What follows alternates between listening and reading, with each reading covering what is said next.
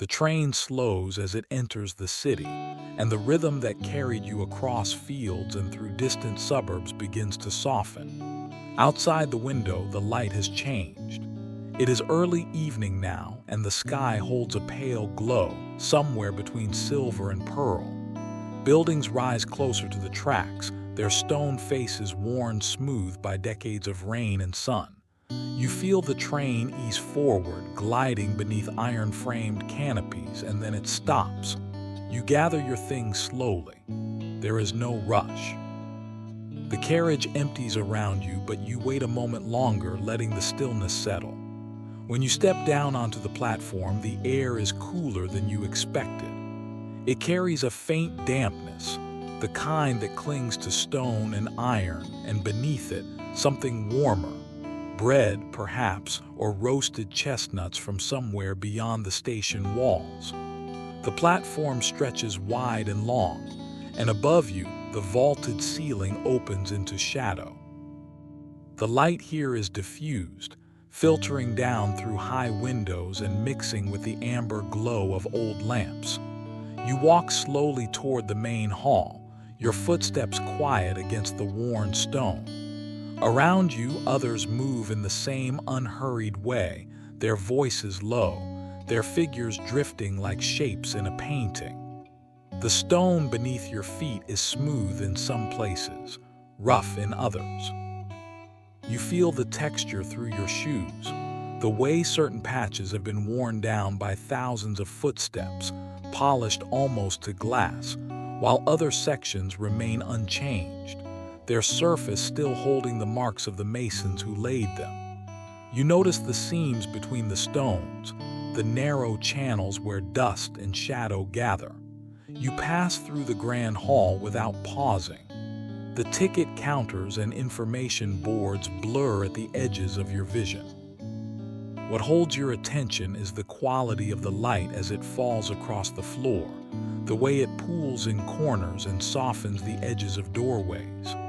The ceiling is high above you, and the space feels both vast and intimate at once. Sound behaves strangely here. Voices echo and fade, footsteps multiply and dissolve, and somewhere far off, a door closes with a soft, resonant thud. You move toward the main exit, drawn by the cooler air flowing in from the street. The glass doors are tall and framed in dark metal, and through them, you see the glow of the city beyond. You push through and the doors swing open with a whisper. When you step outside, the city opens before you.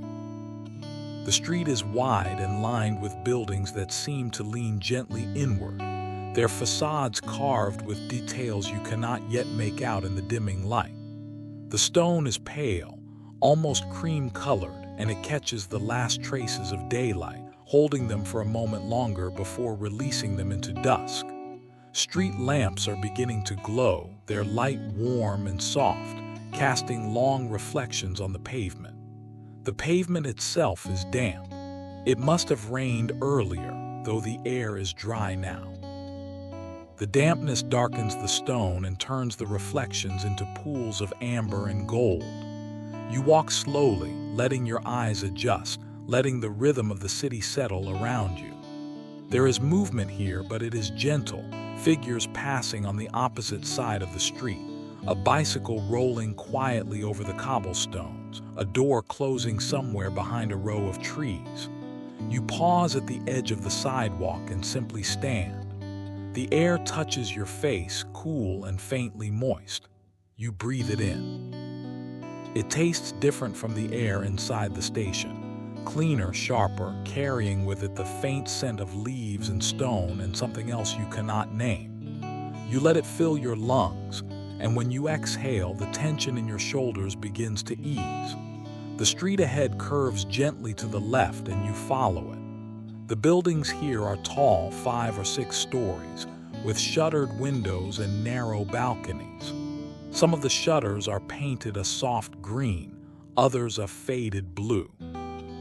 A few windows are lit from within, their curtains drawn, the glow behind them warm and private. You do not look too closely. You simply notice them as you pass, the way you might notice a candle burning in a distant room. The sound of your footsteps is soft on the pavement. Each step feels deliberate, unhurried. You become aware of the weight of your body shifting from one foot to the other, the gentle roll of your stride, the way your arms swing slightly at your sides. There is no destination pulling you forward. There is only this street, this light, this moment. At the corner, you pause. A small cafe sits at the intersection, its chairs stacked neatly on the terrace, its awning rolled halfway up. A man in a dark apron is wiping down the last table, his movements slow and methodical. The cloth in his hand moves in wide, circular motions, and you watch the way the water catches the light from the street lamp above. He does not look up as you stand there, and you do not interrupt. You simply watch for a moment, and then you turn and continue on. The next street is narrower. The buildings press closer together here, and the light from the street lamps does not reach as far. The shadows are deeper, softer.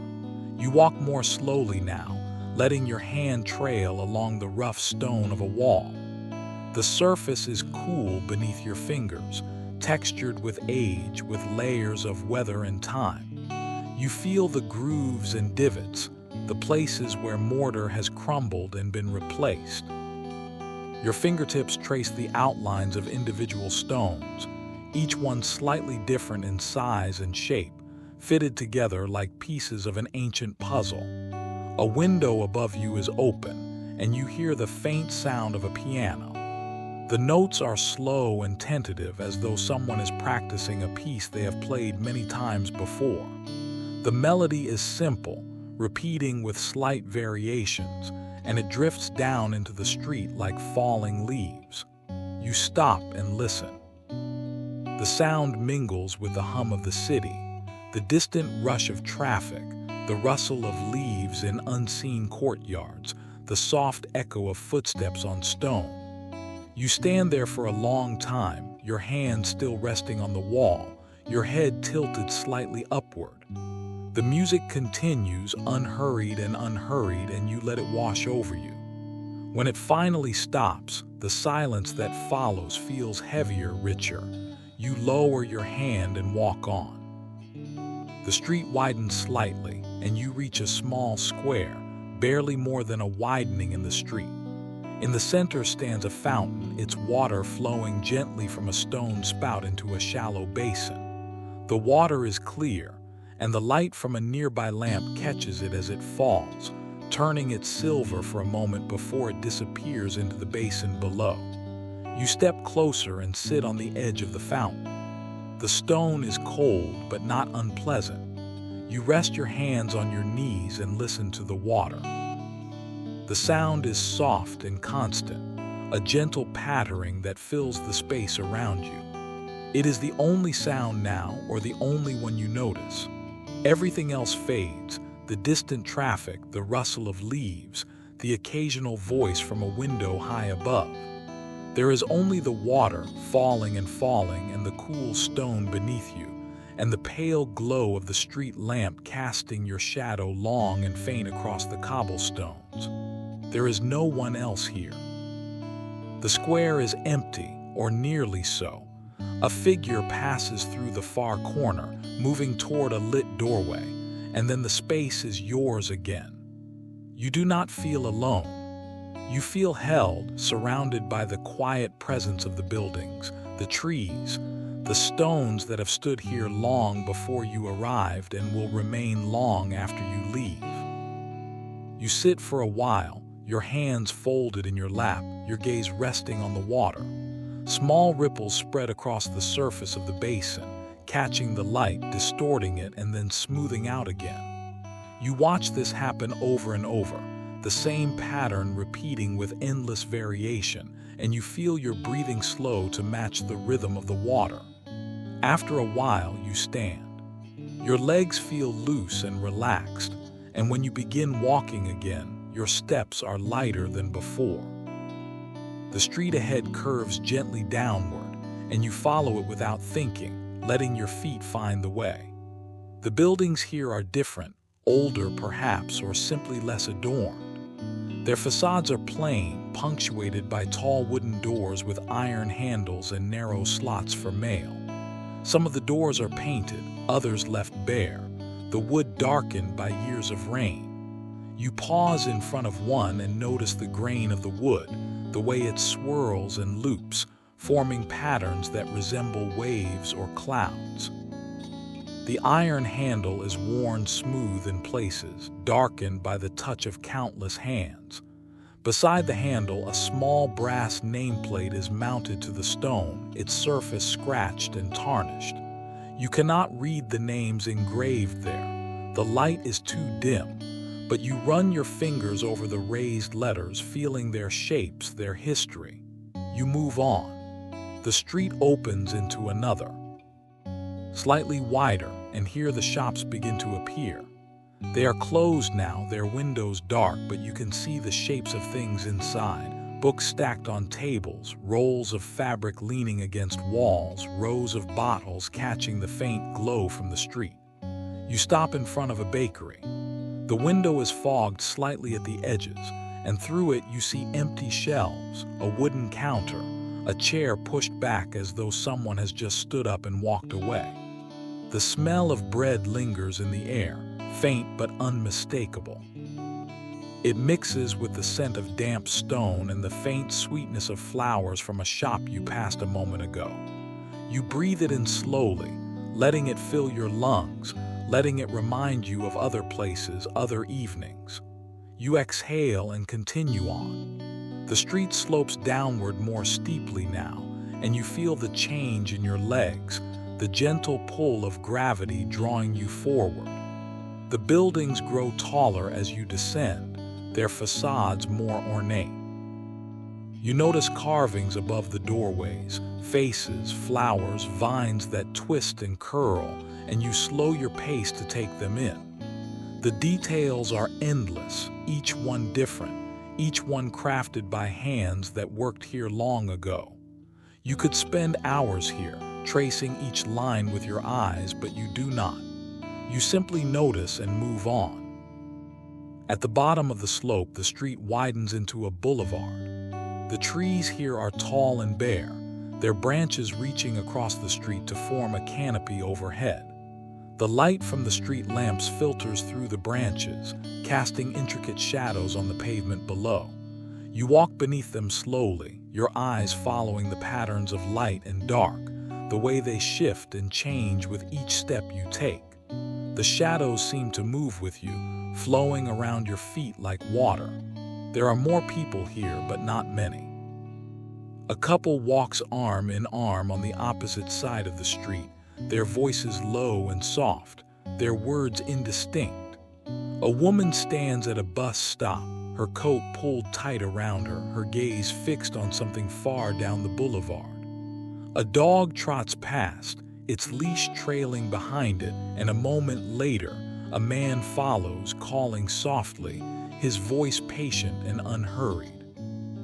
The dog stops and waits, and the man bends to pick up the leash, and then they continue together, disappearing into the shadows beneath the trees.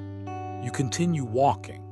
The boulevard stretches ahead, long and straight, lined with buildings whose windows glow softly from within. You glance up at them as you pass, apartments, offices, studios, each one a small world unto itself. You see the flicker of a television, the silhouette of someone moving past a window, the warm glow of a lamp on a desk. You do not linger on any of them. You simply let them pass one after another like frames in a film. The air grows cooler as you walk, and you sense a change approaching.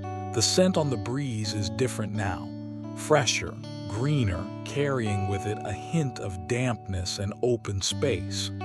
You follow it without thinking, letting it guide you, and the boulevard curves gently to the right. The buildings on your left fall away, replaced by a low stone wall, and beyond the wall you see the tops of trees swaying gently in the breeze. And then you see it, the river. It is not yet fully visible, but you sense it.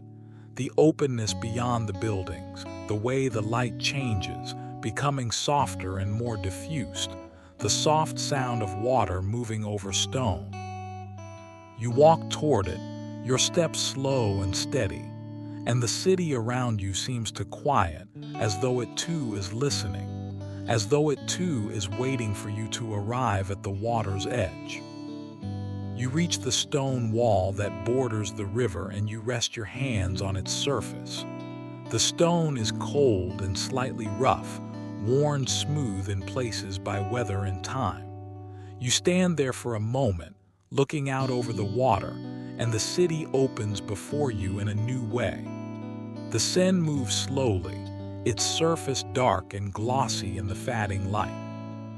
The current is gentle, almost imperceptible, but you can see it in the way small ripples form and dissolve, in the way debris drifts past. A leaf, a twig, a fragment of something you cannot identify. The water catches the light from the street lamps and the buildings that line the opposite bank, turning it into ribbons of gold and amber that stretch and waver with the movement of the current. You begin walking along the river's edge.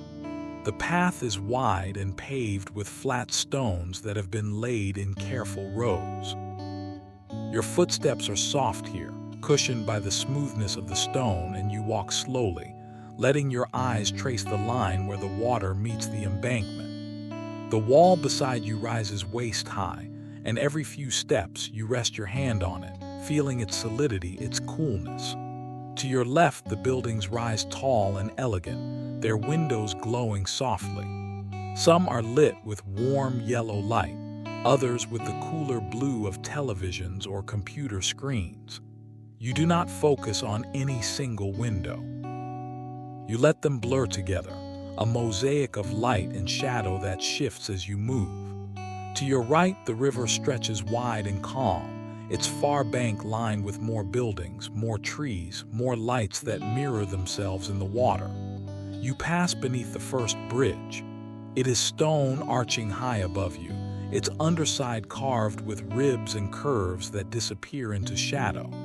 As you walk beneath it, the world changes.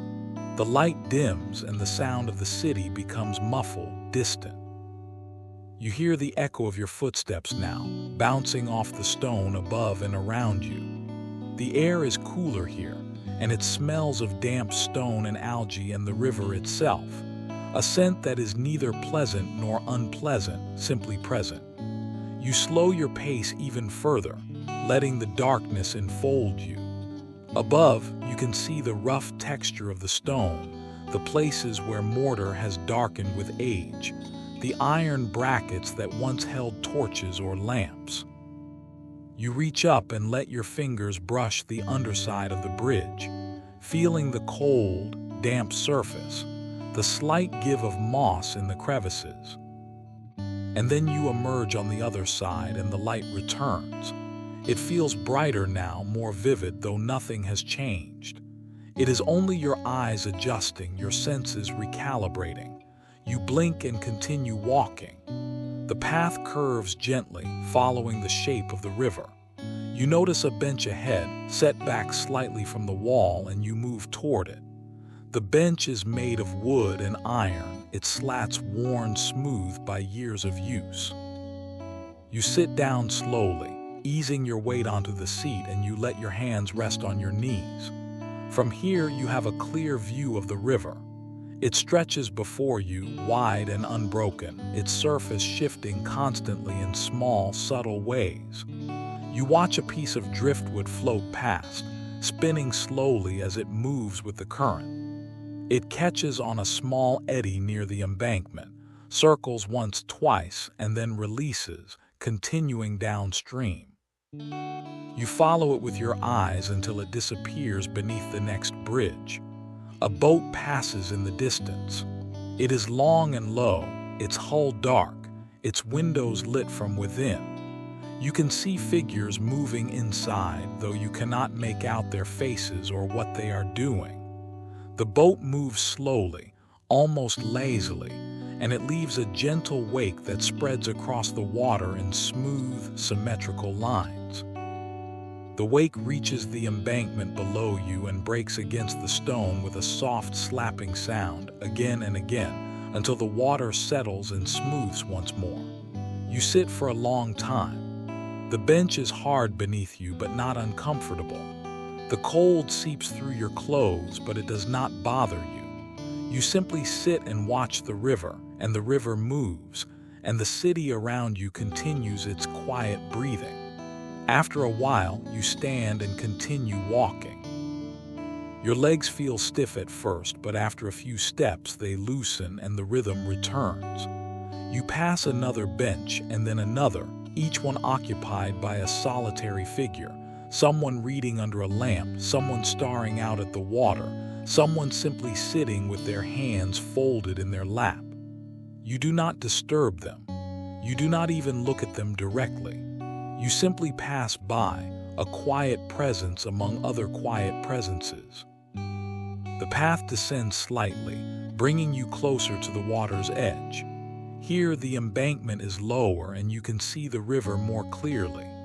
The surface is darker now, the reflections more fragmented. You stop and lean against the wall, resting your forearms on the stone, and you look down at the water below. It is closer than you expected. You can see the way it laps against the stone, forming small waves that rise and fall with a gentle, hypnotic rhythm. The sound is soothing, a soft shushing, a whisper that blends with the distant hum of traffic and the rustle of leaves in the trees behind you. You close your eyes and listen. The sound seems to come from everywhere and nowhere, filling the space around you, filling your mind. When you open your eyes, the light has changed again. The sky above is darker now, no longer silver but a deep velvety blue.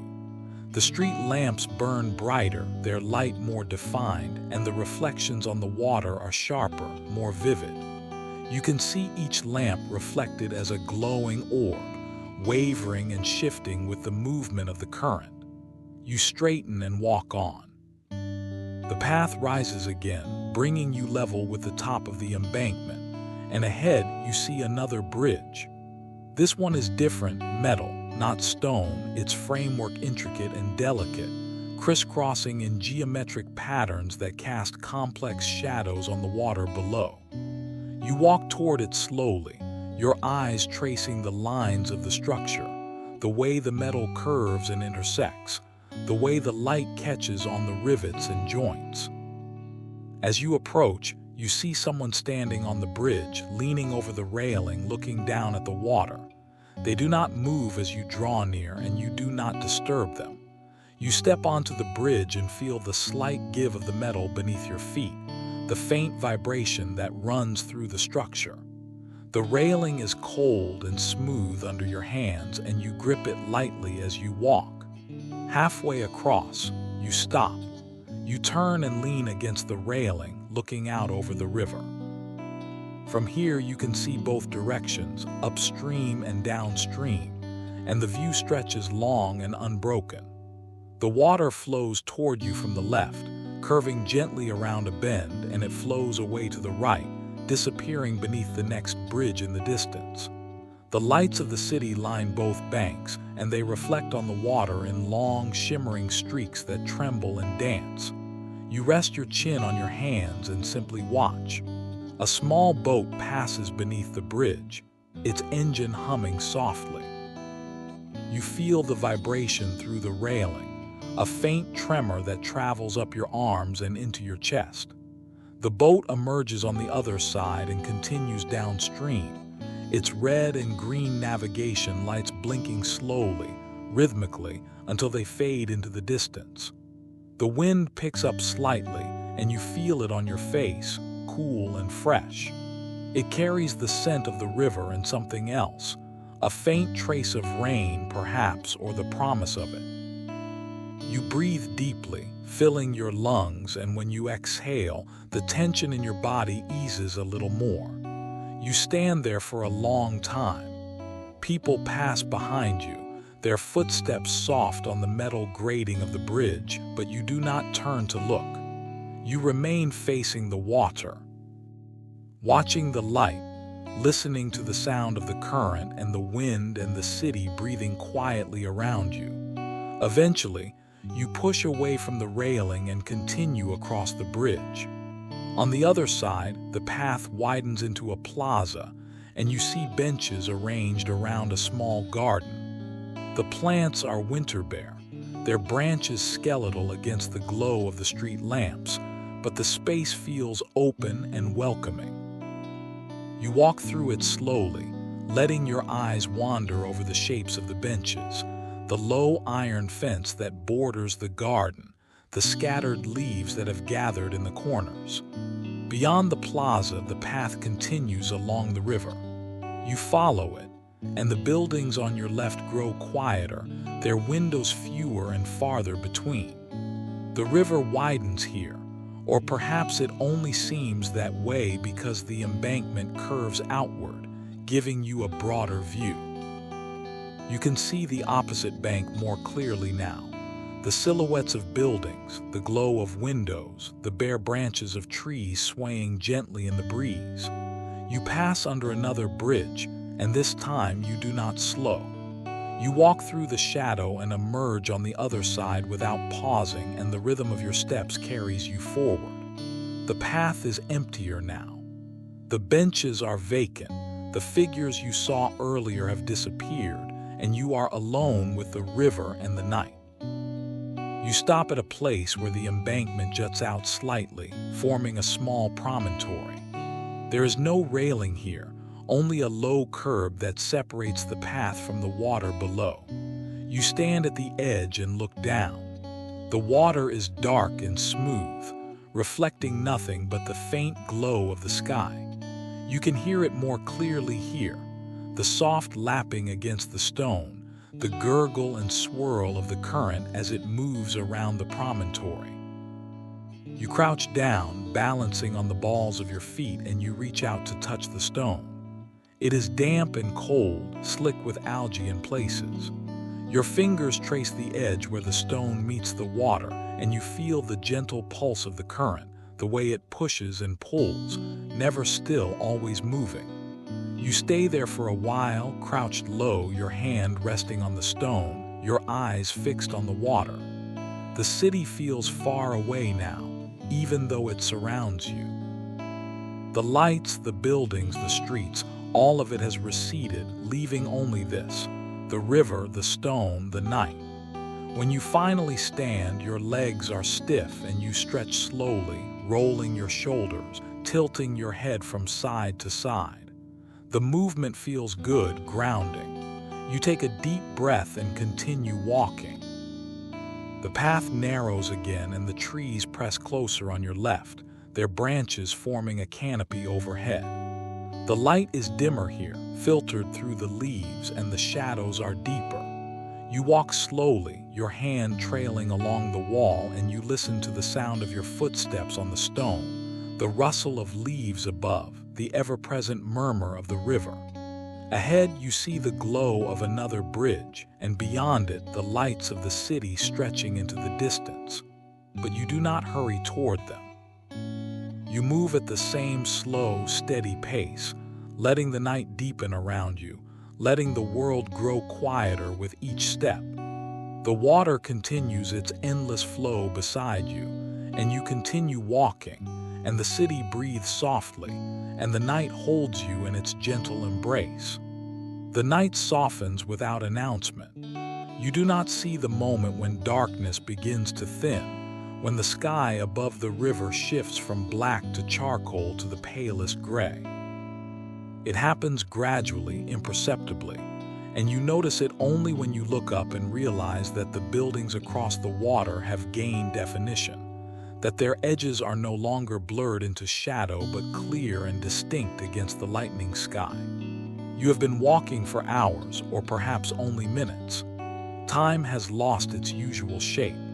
The river is still beside you, moving as it has always moved, and the path beneath your feet is the same worn stone. But something has changed. The air is cooler now, sharper, and it carries a different quality. The stillness that comes just before dawn when the city pauses between sleep and waking. You leave the river and turn into a narrow street that climbs gently upward.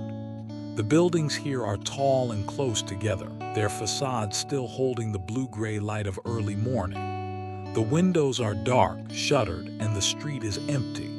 Your footsteps echo softly, the only sound in the quiet. As you walk, the sky continues to brighten.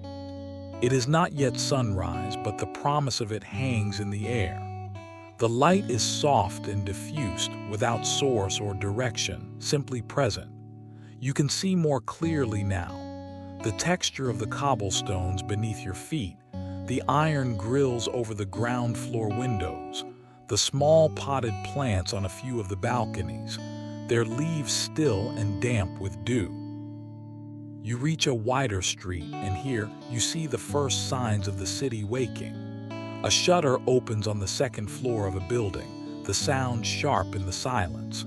You look up and see a hand pushing the wooden panels outward, securing them against the wall. A woman appears in the window, her hair loose, her face turned toward the street. She does not see you. She looks out for a moment, then withdraws, and the window remains open, a dark rectangle against the pale stone. Further along, a door opens, and a man steps out onto the sidewalk. He wears a heavy coat and carries a canvas bag over his shoulder. He locks the door behind him with a series of quick, practiced movements, then turns and walks in the opposite direction, his steps brisk and purposeful. You watch him until he turns a corner and disappears. The street curves and you follow it. More shutters are opening now, more doors unlocking. You hear the distant rumble of a delivery truck, the clatter of metal against stone, the brief bark of a dog from somewhere high above. The city is stirring slowly, quietly, pulling itself from sleep. You smell bread before you see the bakery. The scent drifts through the street, warm and yeasty, mingling with the cool morning air. You follow it, and at the next corner you see a small shop with its lights on, the windows fogged slightly from the heat inside. Through the glass, you can see a figure moving back and forth, pulling trays from an oven, arranging loaves on shelves. You do not stop. You simply note it and continue on. Ahead you see a cafe. It sits on the corner of two streets, its windows large and clear, its door propped open. A man in a white shirt and black apron stands in the doorway, sweeping the threshold. He moves slowly, methodically, pushing the dust and debris out onto the sidewalk. When he finishes, he leans the broom against the wall and goes back inside. You cross the street and approach the cafe. The chairs are still stacked on the terrace, but you can see through the window that inside, the tables are ready, each one set with a small vase holding a single stem of something green. You step through the doorway, and the warmth surrounds you immediately. The space is small, narrow, with a bar running along one side and a handful of tables along the other. The walls are painted a soft cream, and the ceiling is pressed tin, the kind that has been painted over many times, the original pattern barely visible beneath the layers. A single pendant lamp hangs above the bar, its light warm and golden. Behind the bar, you see the gleam of an espresso machine, the rows of cups hanging upside down, the neat stacks of saucers. The man in the apron looks up as you enter. He nods once, a brief acknowledgement, and gestures toward the tables. You choose one near the window, pulling out a chair and sitting down slowly. The chair is wooden, simple, and it creaks slightly as you settle your weight. You sit for a moment, letting the warmth seep into your skin, into your muscles. Your hands rest on the table and you notice the surface, wood, worn smooth, marked with the faint rings of countless cups and glasses. You trace one of the rings with your finger, following its irregular circle. The man approaches, a small notepad in his hand. He does not speak, simply looks at you with a question in his eyes. You order quietly coffee, a croissant, and he nods and turns away. You hear him moving behind the bar, the hiss and gurgle of the espresso machine, the clink of a cup against a saucer. The sounds are comforting, familiar, even though you have never been here before. You turn your attention to the window. Outside, the street is still mostly empty. A woman passes, walking a small dog on a leash. The dog stops to sniff at the base of a lamppost, and the woman waits patiently, her gaze distant. A bicycle rolls past, its rider hunched against the cold, and then the street is empty again. The man returns with your order. He sets the cup and saucer down gently, the sound a soft tap against the wood, and beside it, a small plate with a croissant. The croissant is golden, its surface flaky and ridged, dusted lightly with flour. Steam rises from the coffee, curling upward in thin, lazy spirals. You murmur your thanks, and the man inclines his head and moves away. You hear him returning to his work behind the bar. The sound of a cloth being wrung out, the scrape of something being moved, the low murmur of a radio turned on, its volume barely audible. You wrap your hands around the cup, feeling the heat against your palms. It is almost too hot to hold, but you do not pull away. You let the warmth flow into your fingers, your hands, your wrists. You lift the cup slowly and bring it to your lips, blowing gently across the surface. The coffee is dark and rich, its aroma strong and slightly bitter. You take a small sip, and the heat spreads through you, down your throat, into your chest. You set the cup down and reach for the croissant. It is still warm, and when you tear it open, the steam escapes in a small puff. The interior is soft and layered, pale yellow with butter. You break off a piece and put it in your mouth, and the taste is simple and perfect. Butter, flour, a hint of salt. You chew slowly, letting the flavors settle, and then you take another sip of coffee. The light outside continues to change. The sky is brighter now, the gray softening into something warmer, tinged with the faintest suggestion of pink. The buildings across the street are fully visible, their details sharp and clear. You can see the texture of the stone, the ornamental carvings above the windows, the narrow wrought iron balconies with their peeling paint. More people begin to appear. A man in a suit hurries past, his briefcase swinging at his side.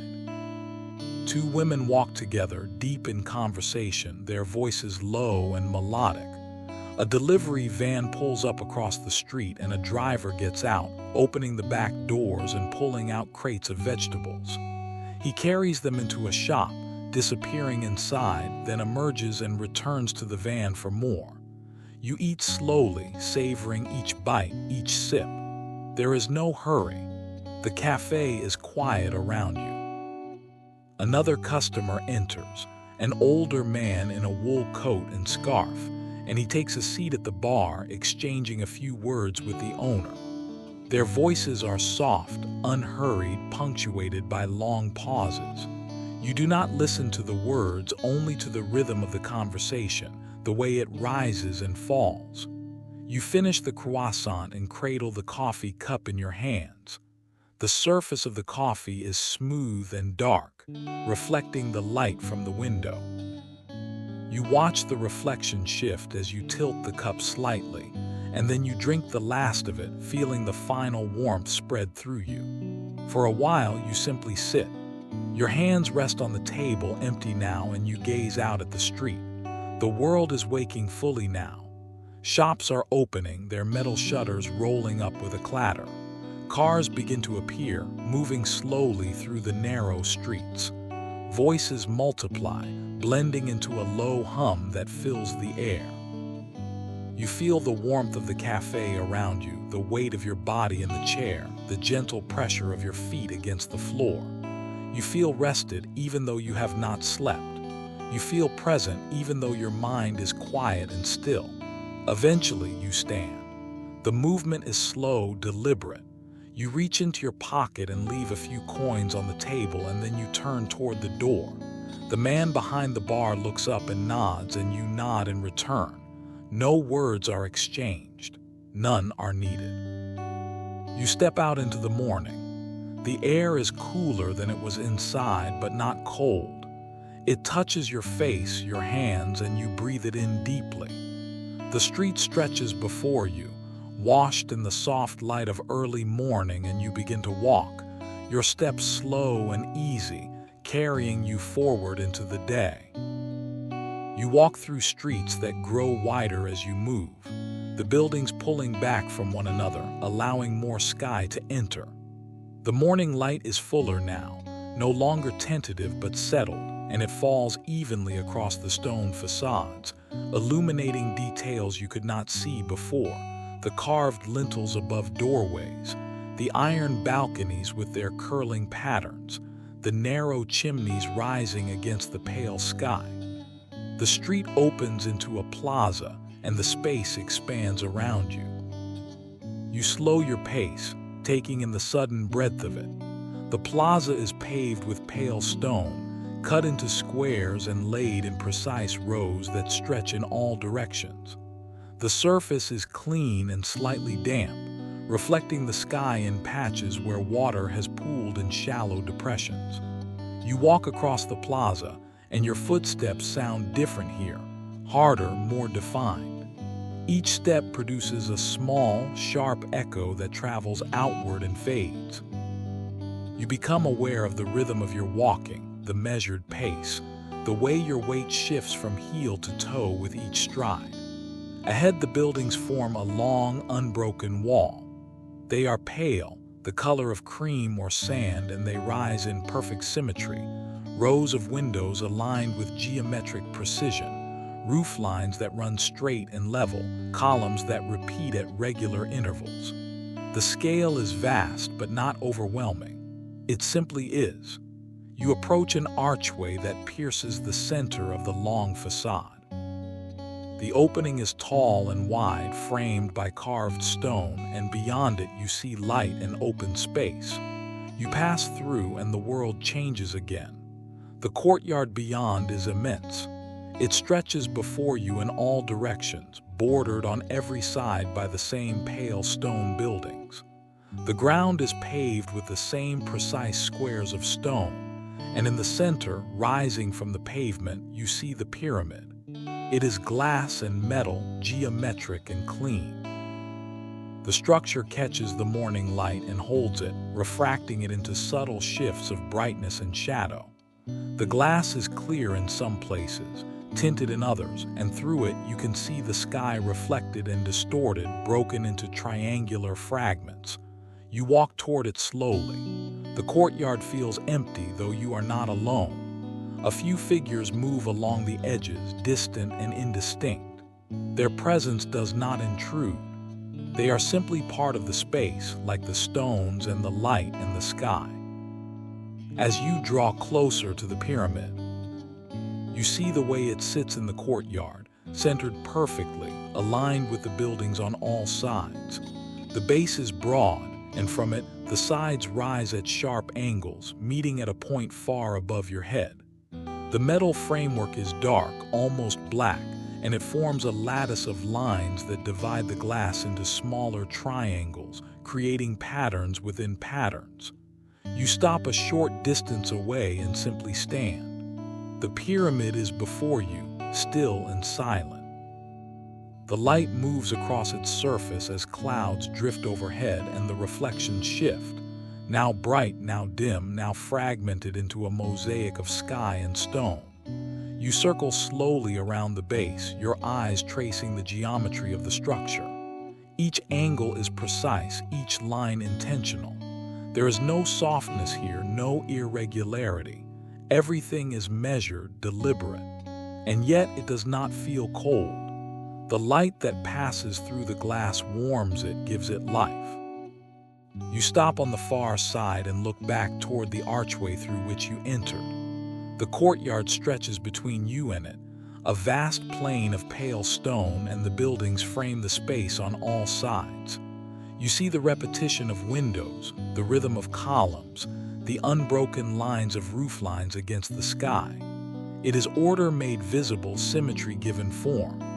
You turn away from the pyramid and walk toward the edge of the courtyard. Here, the buildings form an arcade, a covered walkway supported by columns. The columns are tall and evenly spaced, their surfaces smooth and cool. You step into the shade of the arcade and the temperature drops slightly.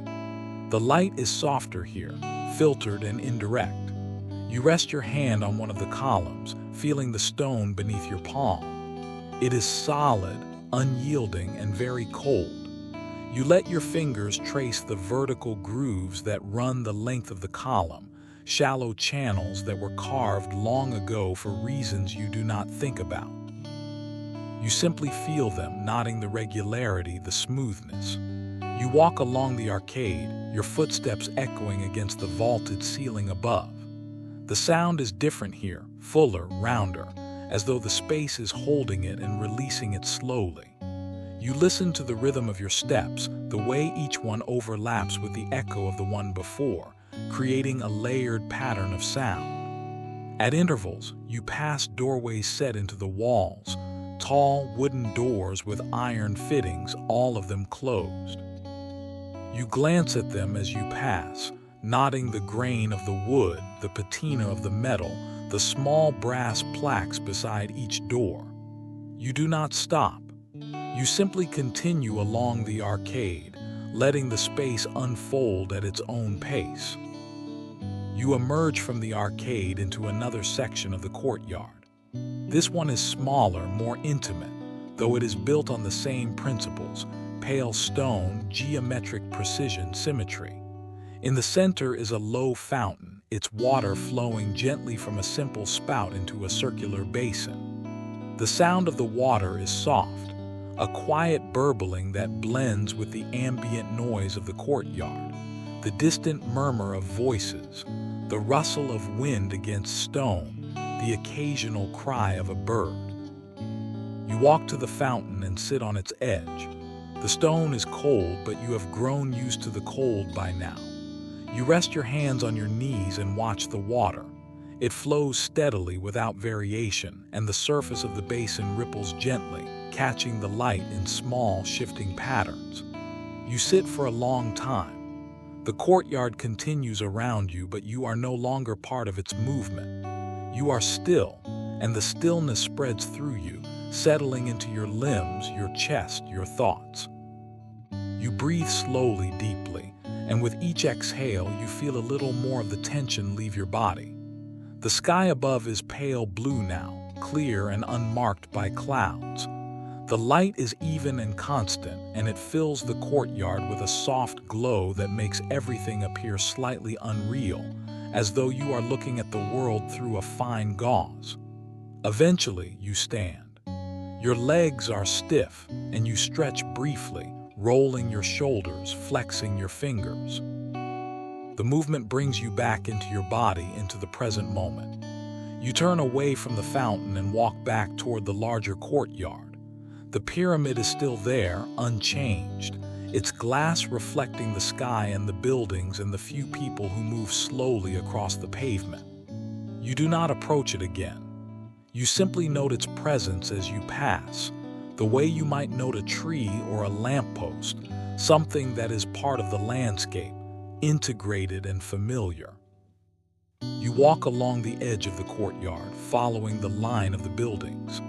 The windows above you are dark, their interiors hidden.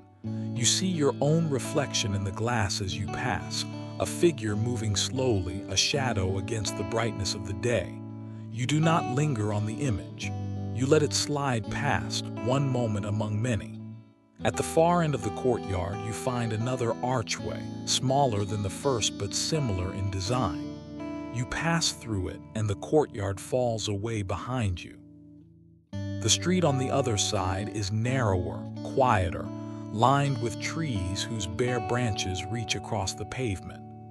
The buildings here are lower, less imposing, and the light filters through the branches in dappled patterns that shift and move as the wind stirs the limbs.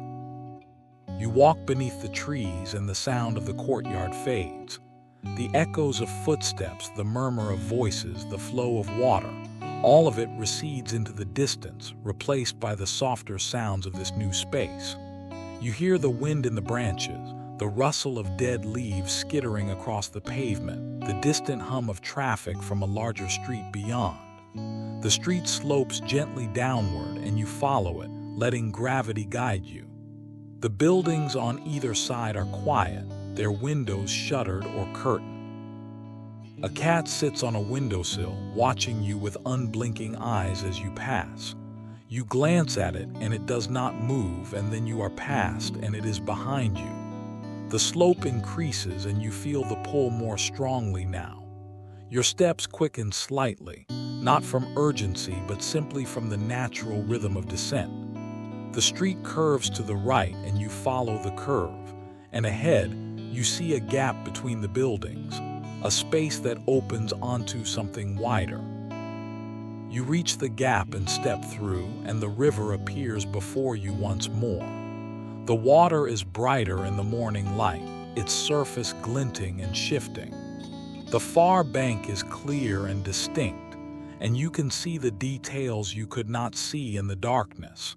The texture of the stone embankments, the individual trees, the windows of the buildings reflecting the sky. The river flows as it always flows, steady and unhurried, and you stand at its edge looking out, and the city breathes around you, and the morning continues its slow unfolding. You walk along the river's edge and the path leads you eastward. The water flows beside you, constant and quiet, and the city continues to wake on both banks. The morning has settled now, no longer tentative, and the light is clear and even, casting soft shadows that stretch across the pavement. The path curves, following the shape of the river, and ahead you see an island rising from the water. It is low and narrow, connected to both banks by bridges of pale stone. Trees line its edges, their bare branches forming delicate patterns against the sky, and beyond the trees you see the outline of buildings, tall, angular, substantial. You cross the nearest bridge, your footsteps hollow on the stone. The bridge is wide, bordered by low walls topped with iron railings, and as you walk, you glance down at the water flowing beneath. The current moves around the pillars of the bridge, forming small eddies and swirls that catch the light. You watch them for a moment, then continue across. The island receives you quietly. The streets here are narrower than those on the mainland, and the buildings press closer together. The stone is older, darker in places, stained by weather and time. You turn left, following a path that runs parallel to the river, and the noise of the city dims slightly, muffled by the density of the buildings and the thickness of the trees. As you walk, the presence of the cathedral begins to assert itself. You do not see it yet, not fully, but you sense it. The way the buildings seem to lean towards something, the way the streets curve and converge, the way the scale of the space begins to shift. You follow this pull without thinking, letting it guide you. The street opens and the cathedral appears. It rises before you, massive and still. The stone is gray, the color of clouds and ash, and it is textured deeply, carved, weathered, marked by centuries. The facade is tall, divided into layers, arches upon arches, columns and statues, windows filled with geometric tracery. The details are endless, overwhelming, but from where you stand, they blur together into a single impression. Weight, age, continuity. You approach slowly. The plaza before the cathedral is wide and open, paved with the same pale stone you have walked on throughout the city. A few people move across it, but they are scattered, distant, and the space feels more empty than full. You walk toward the center of the plaza and stop. From here, you can see the full height of the facade. The twin towers rise at either end, square and solid, their tops open to the sky. Between them, the great rose window sits like an eye, its intricate stonework forming petals and spokes that radiate from the center. Below the window, the arched doorways are deep and shadowed, framed by rows of carved figures, saints and angels, their faces worn smooth, their robes folded in soft, eroded lines. You stand and look. The scale is difficult to comprehend. The stone seems to go up and up, defying the flatness of the earth, reaching towards something you cannot name. And yet it does not feel imposing. It simply is. It has been here standing for longer than you can imagine, and it will remain long after you are gone. You walk closer, moving toward the right side of the facade. Here the wall curves slightly and you follow it, your hand trailing along the stone. The surface is rough and cool, pocked with small holes and crevices where the stone has eroded. You feel the texture beneath your fingertips, the grain of ancient rock, the marks left by tools, the smoothness where rain has worn it down. You pause at the corner and look up. The wall rises above you, broken by narrow windows set high and deep. The glass is dark and you cannot see through it. You notice the flying buttresses extending from the wall like ribs, arching outward and down to meet stone pillars that stand separate from the main structure. The buttresses are slender, elegant, and they frame the space between the cathedral and the sky in graceful curves. You continue walking, circling the building slowly. The plaza gives way to a narrower path, and the trees return, their branches reaching toward the stone. The path is quiet here, shaded, and the light filters through the bare limbs in thin, shifting beams. You hear your footsteps on the pavement, the rustle of leaves disturbed by your passage, the distant murmur of the river beyond the trees. At the rear of the cathedral, the space opens again.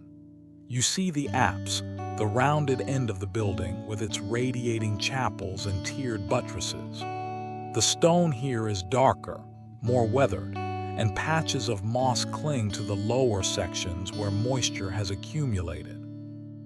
You stand and observe the way the buttresses rise and curve, the way they support the weight of the walls, the way they create pockets of shadow and light. You find a low wall nearby and sit. The stone is cold and rough beneath you, but you settle into it, resting your hands on your knees.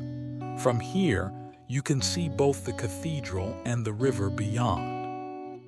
The water is visible through the gaps between buildings, glinting in the morning light, and you watch it for a while, letting your gaze drift between the stone and the water, the stillness and the flow.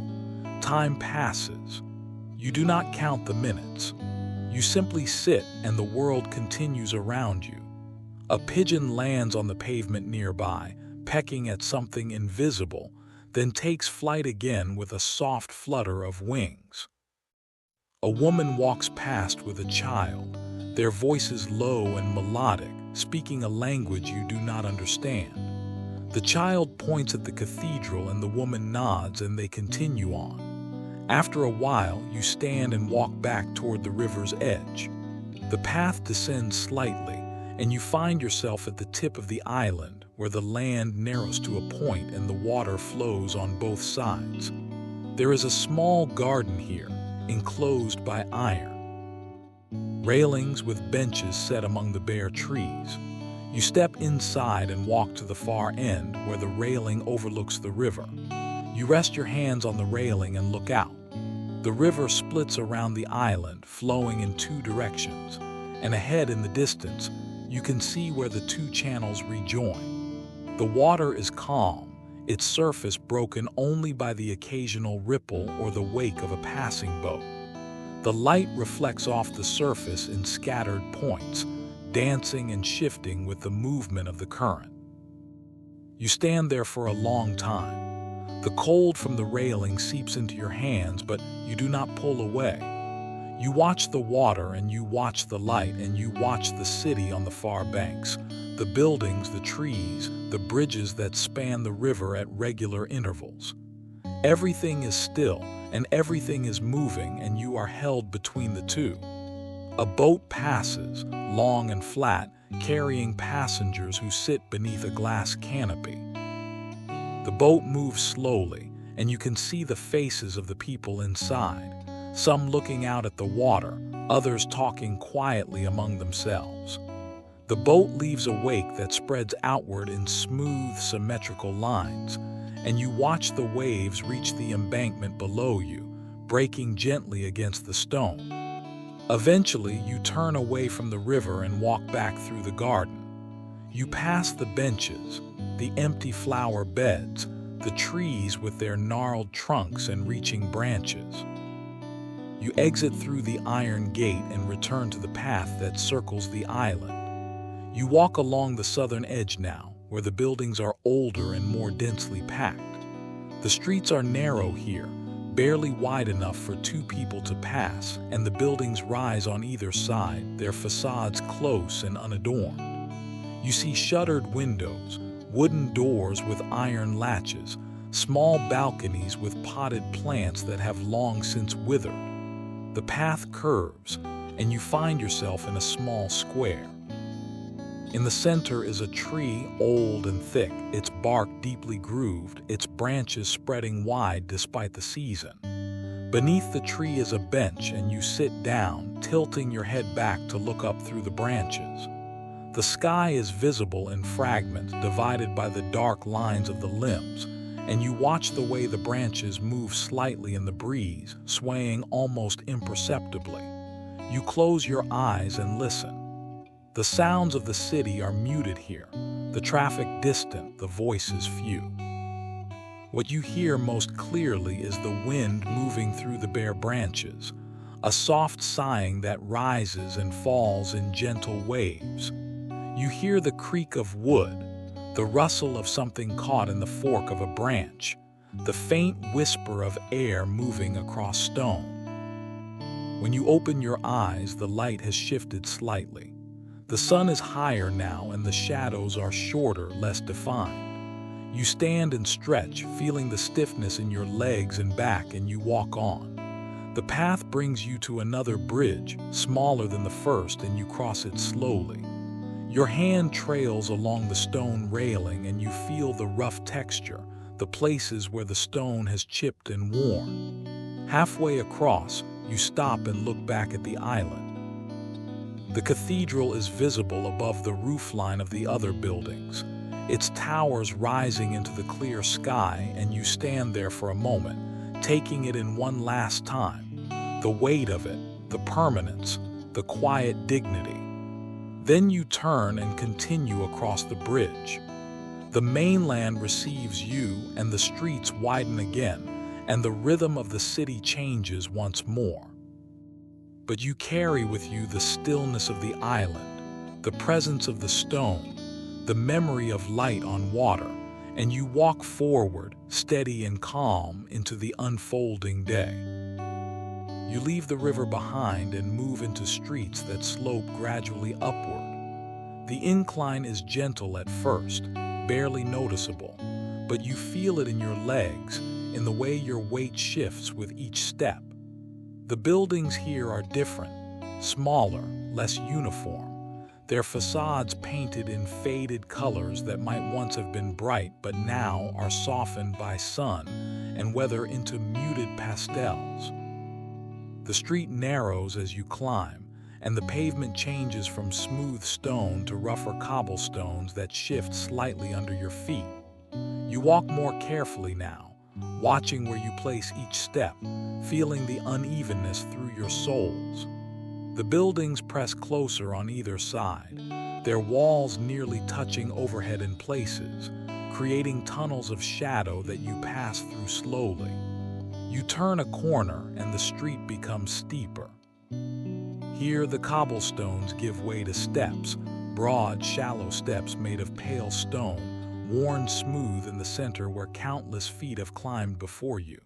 You place your hand on the wall beside you for balance, and the stone is cool and slightly damp, textured with age. You climb slowly, pausing every few steps to catch your breath to look around. The walls on either side are close, built of the same pale stone, and in places they are covered with ivy. The leaves are mostly gone now, but the vines remain, their stems thick and gnarled, clinging to the stone with small, finger-like tendrils. You reach out and touch one of the vines, feeling its rough bark. The way it has grown into the crevices of the wall become part of the structure itself. The steps continue upward, curving gently to the left. At the curve, you find a small landing and you stop there, turning to look back the way you came. The street below is visible through the narrow gap between buildings, and beyond it you can see the rooftops of the city spreading outward, layer upon layer, fading into the distance. The light catches on the rooftops zinc and slate, terracotta and copper, and they glow softly in the morning sun. You turn and continue climbing. The steps are steeper now, and you feel the burn in your calves, the increased effort required with each step. But you do not hurry. You maintain the same slow, steady pace, breathing deeply, letting your body adjust to the incline. The walls on either side are interrupted by doors, wooden doors set into the stone, some painted, others bare and weathered. You notice the details as you pass, the iron hinges black and ornate, the door handles worn smooth by hands, the small plaques beside some of the doors, names and numbers engraved in brass or ceramic. One door is slightly ajar, and through the gap you glimpse a courtyard, flagstones, a potted plant, a bicycle leaning against a wall. Then you are past and the door is behind you. The steps level out briefly, becoming a narrow street barely wide enough for a single car. The buildings here are 2 or 3 stories, their facades simple and unadorned. Some have shutters painted in faded green or blue, others have small balconies with iron railings. Laundry hangs from one balcony, moving slightly in the breeze. A white sheet, a few articles of clothing, their colors muted in the soft light. You pass a small shop, its window filled with paintings stacked one against another. The shop is closed, but you stop and look through the glass. The paintings are varied: landscapes, portraits, abstract compositions in bright colors. You do not study them closely. You simply note their presence, the way they fill the window, the way the light from the street reflects on the glass, obscuring some details while highlighting others. You continue on, and the street begins to climb again. More steps appear, narrower this time and flanked by low walls topped with iron railings. You grip the railing as you climb, feeling the cold metal under your palm, the slight rust in places where the paint has worn away. The steps wind back and forth, switchbacking up the hillside, and at each turn you pause and look out. The view expands with each level you gain. You see more of the city now, not just the rooftops of the nearest buildings, but entire neighborhoods, the grid of streets, the green spaces of parks and gardens, the spires of churches rising above the surrounding structures. The river is visible in places, a silver thread winding through the urban fabric, and you trace its path with your eyes until it curves out of sight. The air grows cooler as you climb, and it carries a different quality, cleaner, less heavy with the smells of the city. You breathe it in, filling your lungs, and you feel your head clear, your senses sharpen. The sounds of the city are quieter here, more distant. You hear birds now, the chirp and trill of small sparrows, the caw of a crow from somewhere above, and the sound of the wind moving through the narrow streets. You reach a small plaza, barely more than a widening of the street. A few tables and chairs are scattered across the pavement, though no one sits at them. A lamppost stands in the center, and beside it, a small fountain, its basin dry, its spout silent. You walk to the edge of the plaza and sit on a low wall that borders it, resting your hands on your knees. From here, you can see the neighborhood spreading down the hillside below you. The buildings are packed tightly together, their roofs a patchwork of angles and materials. You see chimneys rising, their pots tilted at various angles, and television antennas, and in one place, a small garden on a rooftop, its plants brown and dormant for the season. You sit for a while, letting your breathing slow, letting the effort of the climb dissipate. The wall beneath you is hard, but you have grown accustomed to hard surfaces. You watch the light move across the rooftops, the way it catches on the edges and leaves the hollows in shadow. You watch a bird land on a nearby chimney, preen its feathers briefly, then take flight again. Eventually, you stand and continue. The street ahead is level for a stretch, and you walk along it slowly. The buildings here are older, their facades cracked and stained, their shutters hanging at slight angles. Some windows are boarded up, others are dark and empty. But there is life here too. You see a cat sleeping in a windowsill, a curtain moving as someone passes inside, smoke rising from a chimney. The street curves and you see more steps ahead. These are wider, grander, flanked by stone balustrades. You begin to climb and the steps seem endless, rising and rising, but you do not count them. You simply climb one step at a time, your hand on the balustrade, your eyes on the stone in front of you. At the top, the street levels out into a wide, open space. You step onto it and stop, and the view opens before you. Paris spreads out below in all directions. You walk forward slowly, crossing the open space, and you find a low wall at the far edge. You rest your hands on it and look out, and the city unfolds beneath you like a map, like a dream made solid. The view is vast. You can see for miles, the dense cluster of buildings in the center, the way they thin out toward the edges, the green patches of parks and gardens scattered throughout. You see the river winding through it all, crossed by bridge after bridge, each one a delicate line of stone or metal. You see monuments rising above the roofline, towers, domes, spires. But from this distance, they are small, integrated into the larger tapestry of the city. The light is full and clear, and it illuminates the scene with an even brightness. The shadows are soft, and the colors are muted. The grays and creams of stone, the darker grays of rooftops, the occasional splash of green or red where a park or awning catches. The sky above is pale blue, cloudless, and it seems to press down gently on the city, holding it in place. You stand and look, and the minutes pass, and you do not move. There is a stillness here at this height that feels different from the stillness in the streets below. It is more expansive, more complete. The noise of the city reaches you only faintly, a low hum, a distant murmur, like the sound of the ocean heard from far away. You breathe slowly, deeply, and you feel the air move in and out of your lungs, cool and clean. You feel the wall beneath your hands, solid and unchanging. You feel the ground beneath your feet, stable and firm. And you feel the space around you, the openness of the sky, the breadth of the view, the sense of being held between earth and air. A few other people are here, scattered across the open space. They stand in small groups or alone, looking out at the view, taking photographs, speaking quietly among themselves. Their presence does not disturb you. They are part of the scene, like the stones and the light and the distant rooftops. You turn slightly and look along the edge of the hilltop. To your right, you see the pale stone of a large building, its domes rising white against the sky.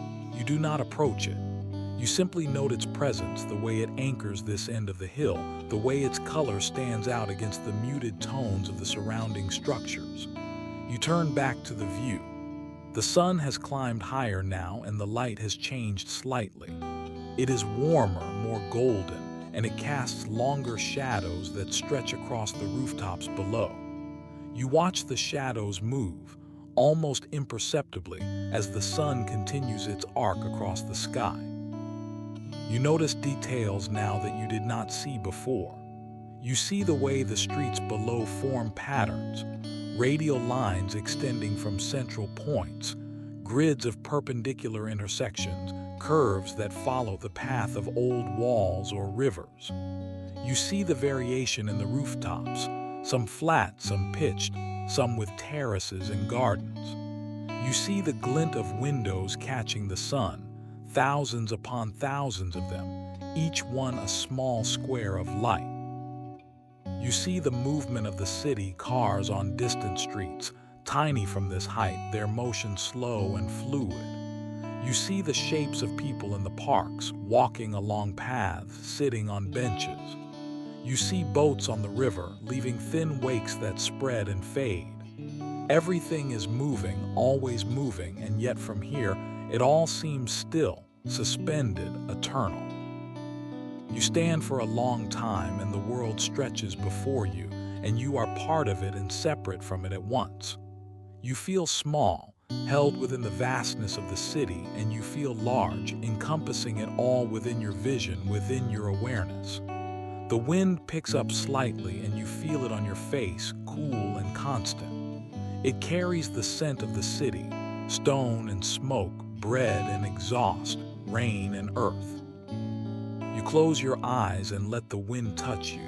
Let it move through your hair, across your skin, and when you open your eyes, the view is still there, unchanged, patient.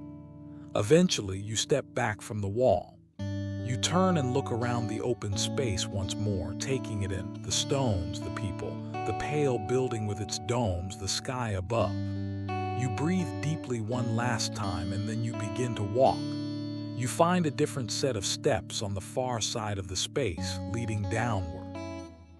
They are narrow and steep, carved into the hillside, and they descend through a passage bordered by walls covered in ivy and moss. You step onto the first step, and you begin the descent, slowly, carefully, your hand on the wall for balance. The city rises to meet you as you descend, the buildings growing larger, the sounds growing clearer. But you carry with you the memory of the view, the stillness, the sense of space and light, and it settles into you as you walk, a quiet presence that will remain long after you reach the streets below. You descend through narrow streets and the afternoon has settled over the city. The light is softer now, angled differently, and it falls across the facades in long, warm streaks. The buildings are closer together here, the streets more intimate, and you move through them slowly, following no particular route, simply drifting. You turn a corner and notice a small restaurant tucked between two larger buildings. Its facade is narrow, barely wider than a doorway, and the windows are fogged slightly from the warmth inside. A chalkboard stands on the sidewalk, its surface marked with handwritten words you cannot quite read from where you stand. You approach and look closer. The words are simple: oysters, wine, bread. You push open the door and a small bell chimes softly overhead. The interior is dim after the brightness of the street, and you pause just inside, letting your eyes adjust. The space is small and narrow, stretching back into shadow. A bar runs along one side, its surface dark wood, polished smooth. Behind the bar, shelves hold bottles and glasses, and a man in a white apron stands arranging something you cannot see. A few tables line the opposite wall, small and round, each with 2 or 3 chairs. Most are empty. You choose one near the window and sit down slowly, settling into the chair.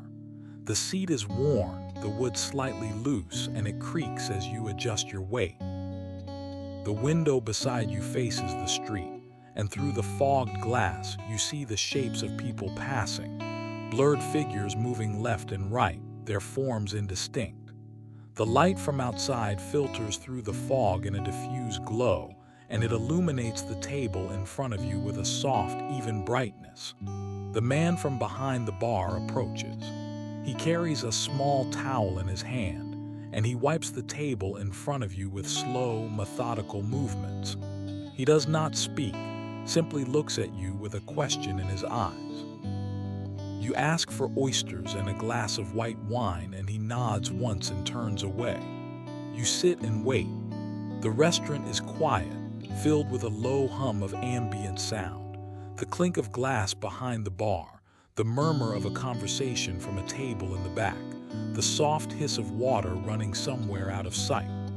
The air is warm and slightly humid, and it carries the scent of brine and lemon and something earthy and mineral.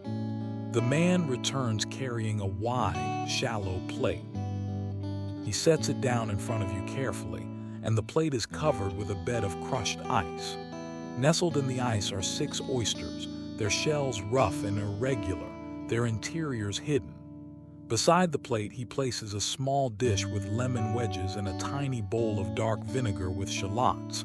He sets down a glass of wine, pale, almost colorless, and a napkin, and then he steps back and moves away. You look at the plate. The oysters are arranged in a loose circle, each one slightly different in size and shape.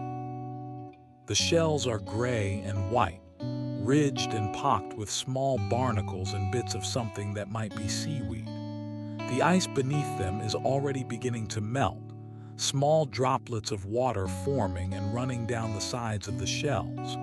You reach for the first oyster and lift it from the ice. The shell is cold and damp in your hand, heavier than you expected. You feel the roughness of its surface, the sharp edges where the shell has broken or grown irregularly. You turn it over and see where it has been opened. A clean cut along one side, the top shell removed, the interior exposed. You bring it closer and look inside. The oyster sits in its own liquor, a small pool of clear, slightly cloudy liquid. The flesh is pale gray, tinged with cream and pink, and it glistens in the dim light. The edges are ruffled, delicate, and you can see the texture, soft, almost translucent in places. You lift the shell to your lips and tilt it back. The oyster slides out slowly and you feel it on your tongue, cool, smooth, slippery. The taste arrives in layers. First the salt, bright and immediate, then something sweeter, almost vegetal, and beneath that a mineral note like stone or metal. You do not chew. You hold the oyster in your mouth for a moment, letting the flavors settle, and then you swallow. The texture is soft, yielding, and it slides down easily, leaving a faint taste of the sea on your tongue. You set the empty shell back on the ice and reach for the wine. The glass is cool against your palm and you lift it and take a small sip. The wine is cold and crisp, with a sharpness that cuts through the richness of the oyster. It tastes of citrus and stone, and it leaves your mouth feeling clean, refreshed. You set the glass down and reach for the second oyster. This one is smaller, and when you tilt it back, the flesh is firmer, more compact. The flavor is similar but distinct, less sweet, more briny, with a faint metallic finish that lingers. You swallow and take another sip of wine, and the flavors blend and separate, each one enhancing the other. You eat slowly, deliberately. Each oyster is slightly different. One is plump and creamy, another lean and sharp, a third almost buttery in texture. You pause between each one, letting the taste fade, letting your palate reset. You watch the ice on the plate melt slowly, the water pooling around the empty shells, and you watch the light from the window shift as clouds pass overhead. You squeeze lemon over the fourth oyster, and the juice runs across the flesh, mixing with the liquor in the shell. When you taste it, the citrus brightens everything, sharpening the brine, lifting the sweetness. You close your eyes as you swallow, focusing entirely on the sensation. The cold, the salt, the faint sting of lemon on your tongue. The fifth oyster you leave plain. You lift it and let it slide into your mouth, and you hold it there, letting it warm slightly against your tongue. The flavor deepens as it warms, becoming richer, more complex. You press the oyster gently against the roof of your mouth, feeling its texture, and then you swallow. The sixth oyster is the largest. The shell is heavy, and the flesh fills the interior completely. You lift it and pause, looking at it. And then you tilt it back and let it slide out. The taste is full and round, with less salt than the others, more sweetness. A long, lingering finish that stays with you even after you swallow. You set the empty shell down and sit back in your chair. The plate in front of you is a landscape of ice and shells, the remnants of something that moments ago was whole. You pick up the wine glass and drink, finishing what remains. The wine is warmer now, less sharp, and it goes down smoothly. You sit for a long time, your hands resting on the table.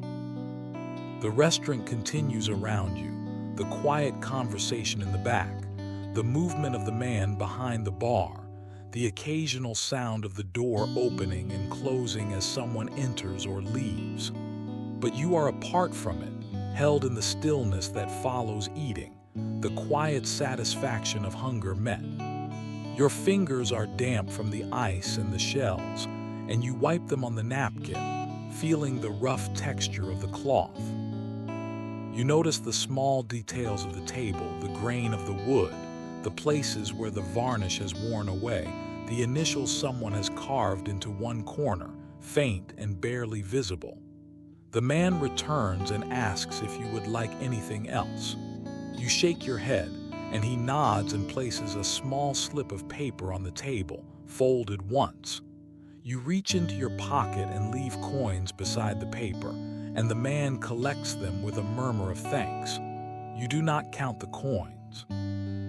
You simply leave what feels right. You stand slowly, your body stiff from sitting. You stretch slightly, rolling your shoulders, and then you move toward the door. The man behind the bar nods as you pass, and you nod in return. The bell chimes again as you push open the door and you step out into the street. The air outside is cooler than you remember, and it carries the scent of the city, stone and exhaust and distant rain. The taste of the oysters lingers in your mouth, the salt and minerals, the memory of the sea. You breathe deeply, letting the cool air fill your lungs, and then you begin to walk. The street stretches before you, and the light is softer now, golden and slanted. The buildings cast long shadows, and you walk through them slowly, your steps unhurried, carrying with you the quiet fullness of the meal, the taste of salt and wine, the warmth of the small restaurant fading gently as you move forward into the afternoon. You walk through streets that gradually widen, the buildings pulling back from one another, allowing more air, more light, more space between. The afternoon has matured and the sun hangs lower in the sky, casting everything in a warmer glow. The stone facades catch this light and hold it, turning golden at their edges, and the shadows they cast are long and soft. The pavement beneath your feet is smooth here, broad and even, and you walk without thinking about your steps. Your eyes move across the buildings, the windows, the occasional tree planted in a neat square of earth at the sidewalk's edge.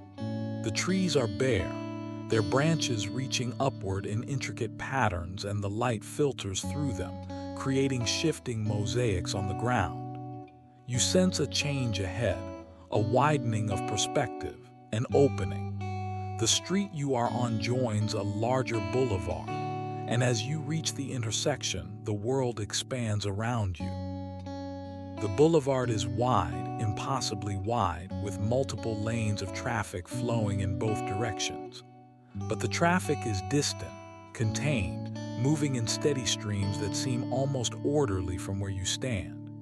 You cross when the light changes, moving with a small group of others, and on the far side the boulevard stretches before you. The sidewalks are broad, lined with trees and interspersed with benches, and you walk along slowly, keeping to the outer edge, away from the flow of people and bicycles. As you walk, the monument begins to reveal itself. At first, it is only a shape in the distance, pale and massive, rising above the surrounding structures. But with each step it grows larger, more defined, and you begin to see its form, an arch, broad and tall, standing alone in the center of a vast circular plaza. You continue walking and the arch dominates your view now. It stands at the convergence of multiple boulevards, and from where you are, you can see several of them radiating outward like spokes on a wheel, each one lined with buildings that stretch into the distance until they fade into haze. The plaza surrounding the arch is immense. Traffic circles it continuously, cars and buses and motorcycles flowing in smooth, constant motion. The sound reaches you as a low hum, a mechanical breathing that blends with the ambient noise of the city. You do not focus on the vehicles individually. You see them only as movement, as flow, as part of the larger pattern. You reach the edge of the plaza and stop. There is an underpass here, a tunnel that leads beneath the circling traffic, and you descend into it slowly. The stairs are wide and worn, and the walls are tiled in white, reflecting the fluorescent lights overhead. The sound of traffic is muffled here, reduced to a dull rumble that you feel more than hear. You walk through the tunnel and it curves gently, and then you begin to ascend. The stairs lead upward and the light changes, no longer the harsh white of the tunnel but the softer, natural light of late afternoon. You emerge into the plaza and the arch rises before you. It is vast. You stand at its base and look up, and the scale is difficult to comprehend. The stone is pale, almost white, and it rises in a single, unbroken curve, framing a rectangle of sky. The surface is carved with figures and patterns, reliefs depicting scenes you do not try to interpret, names and dates inscribed in neat rows. The details are endless, but from where you stand, they blend together into texture, into the evidence of craft and time. You walk slowly around the base, your head tilted back, your eyes tracing the lines of the structure. The arch is hollow, open at the center, and through the opening you see the boulevard beyond, the buildings lining it, the traffic flowing past. The opening frames the view, containing it, making it seem both vast and intimate at once. Beneath the arch, the ground is paved with smooth stone, and in the center, set into the pavement, you see a flame. It burns steadily, small and bright, and around it, a low barrier keeps people at a respectful distance. You approach and stand near the barrier, looking down at the flame. It flickers slightly in the breeze, but it does not go out. It burns, constant and quiet, a point of warmth in the cool air. You stand there for a long time. The space beneath the arch is sheltered, and the sound of the traffic seems distant here, softened by the stone. A few other people are present, standing, observing, speaking in low voices. Their presence does not intrude. They are simply part of the space, like the stone and the flame and the light filtering down from above. You turn and walk to the edge of the arch, looking out at the plaza. From here, you can see the full scope of it, the circle of traffic, the multiple boulevards extending outward, the way the city arranges itself around this central point. The symmetry is striking. Each boulevard is aligned precisely, and the buildings that line them are uniform in height and style, creating corridors of stone that stretch toward the horizon. You count the boulevards. There are 12 radiating outward like the points of a star. Each one is distinct yet part of the larger pattern. You watch the way the traffic flows in and out of them, merging and diverging, and there is a rhythm to it, a choreography that seems both chaotic and ordered at once. You move to another side of the arch and look down a different boulevard. This one is wider, grander, and it stretches in a straight line as far as you can see. The buildings on either side are tall and elegant, their facades identical, and the trees lining the sidewalks create a double row of bare branches that arch toward one another, forming a natural canopy. The light falls along the length of the boulevard, illuminating it in sections. Bright patches where the sun hits directly, shadowed stretches where the buildings block it. You see the play of light and shadow, the way it creates depth and dimension, and you feel the pull of that long, straight line, the invitation to follow it to see where it leads. But you do not move yet. You remain at the arch, turning slowly, taking in each view in turn. Each boulevard offers a different perspective, a different slice of the city, and yet they are all connected here at this point beneath this stone. You notice the people in the plaza, those waiting at the edges to cross, those emerging from the underpass, those standing near the arch as you are. They move slowly, pausing often to look, to photograph, to simply stand and observe. There is no hurry in their movements, no urgency. They are here present, and the plaza holds them all with equal patience. You walk back to the center near the flame, and you sit on a low step. The stone is cold beneath you, but the air is still, and the warmth of the sun reaches you here. You rest your hands on your knees and look out at the circling traffic, at the flowing movement, at the way the light catches on the windshields and turns them into brief, blinding flashes. Time stretches. You sit and the world continues around you. The traffic flows, the people move, the sun lowers incrementally in the sky. The shadows grow longer, reaching across the plaza, and the light becomes richer, more golden. The stone of the arch glows in this light, and the reliefs carved into its surface stand out more sharply, their shadows deepening, their details more pronounced. You stand after a while and walk to the opposite side of the arch. From here, you can see back toward the direction you came, and the boulevard stretches away, narrowing with distance, until it disappears into the haze of the city. The buildings lining it are lit by the sun now, their western faces bright, their eastern faces in shadow, and the contrast creates a striking pattern of light and dark. You notice the trees along the boulevard, their bare branches dark against the sky. They are evenly spaced, identical in size and shape, and they create a rhythm that your eyes follow, tree, gap, tree, repeating into the distance. The precision of it is soothing, the order and predictability, and you let your gaze travel along the line, losing yourself in the pattern. A group of birds passes overhead, their forms dark against the pale sky. They move in a loose formation, dipping and rising, and you watch them until they disappear beyond the roofline of a distant building. You return to the flame and stand beside it once more. The light is softer now, less intense, and the flame seems brighter in comparison, more vivid. You watch it for a while, the way it moves, the way the colors shift from blue at the base to orange at the tip, the way it consumes the air and transforms it into heat and light. Eventually, you turn and walk back toward the edge of the plaza. You descend into the underpass, and the tunnel receives you with its bright, artificial light.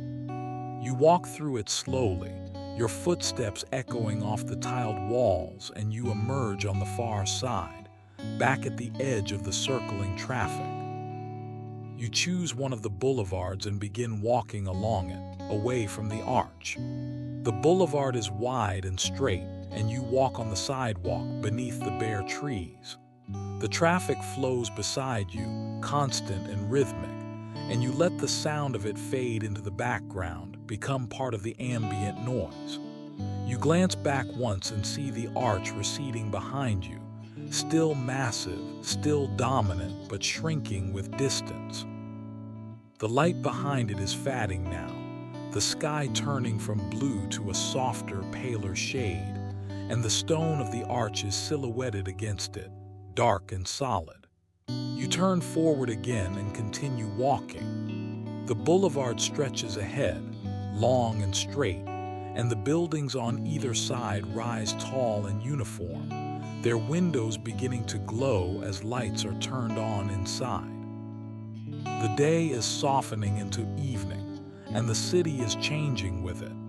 And you walk through this change slowly, steadily, carried forward by the rhythm of your steps and the quiet pull of the street ahead.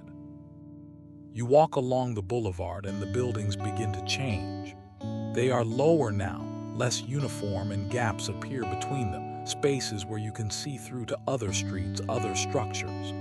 Through one of these gaps, you catch a glimpse of something in the distance, rising above the roofline. It is metal and dark, a latticework of lines against the sky, and even from this distance, you recognize its shape. You do not change your pace. You continue walking, steady and unhurried, but your awareness shifts. The tower is there now in your peripheral vision, appearing and disappearing as you pass between buildings, as trees block and reveal it. Each glimpse is brief, partial, but with each one the tower grows slightly larger, more present. The boulevard curves and the tower disappears behind a row of buildings. You walk for several minutes without seeing it, and then the street opens into a wider avenue, and the tower is there again, fully visible now, rising in the distance. It is still far away, but you can see its full form, the broad base, the tapering middle, the delicate point at the top. The color is dark, almost black in the afternoon light, and the metal framework creates a dense pattern of crossing lines that seems both solid and transparent at once. You turn onto a smaller street that leads toward the river. The tower is visible ahead, framed by the buildings on either side, and you follow it like a landmark, like a compass point. The street is quiet here, residential, with trees planted at intervals and small gardens behind iron fences. You pass slowly, noticing the details, the texture of the pavement, the peeling paint on a shutter, the sound of a dog barking from somewhere unseen. The street slopes downward, and you feel the descent in your legs. The tower grows larger with each step, rising higher above the surrounding buildings, and you begin to see the details of its structure.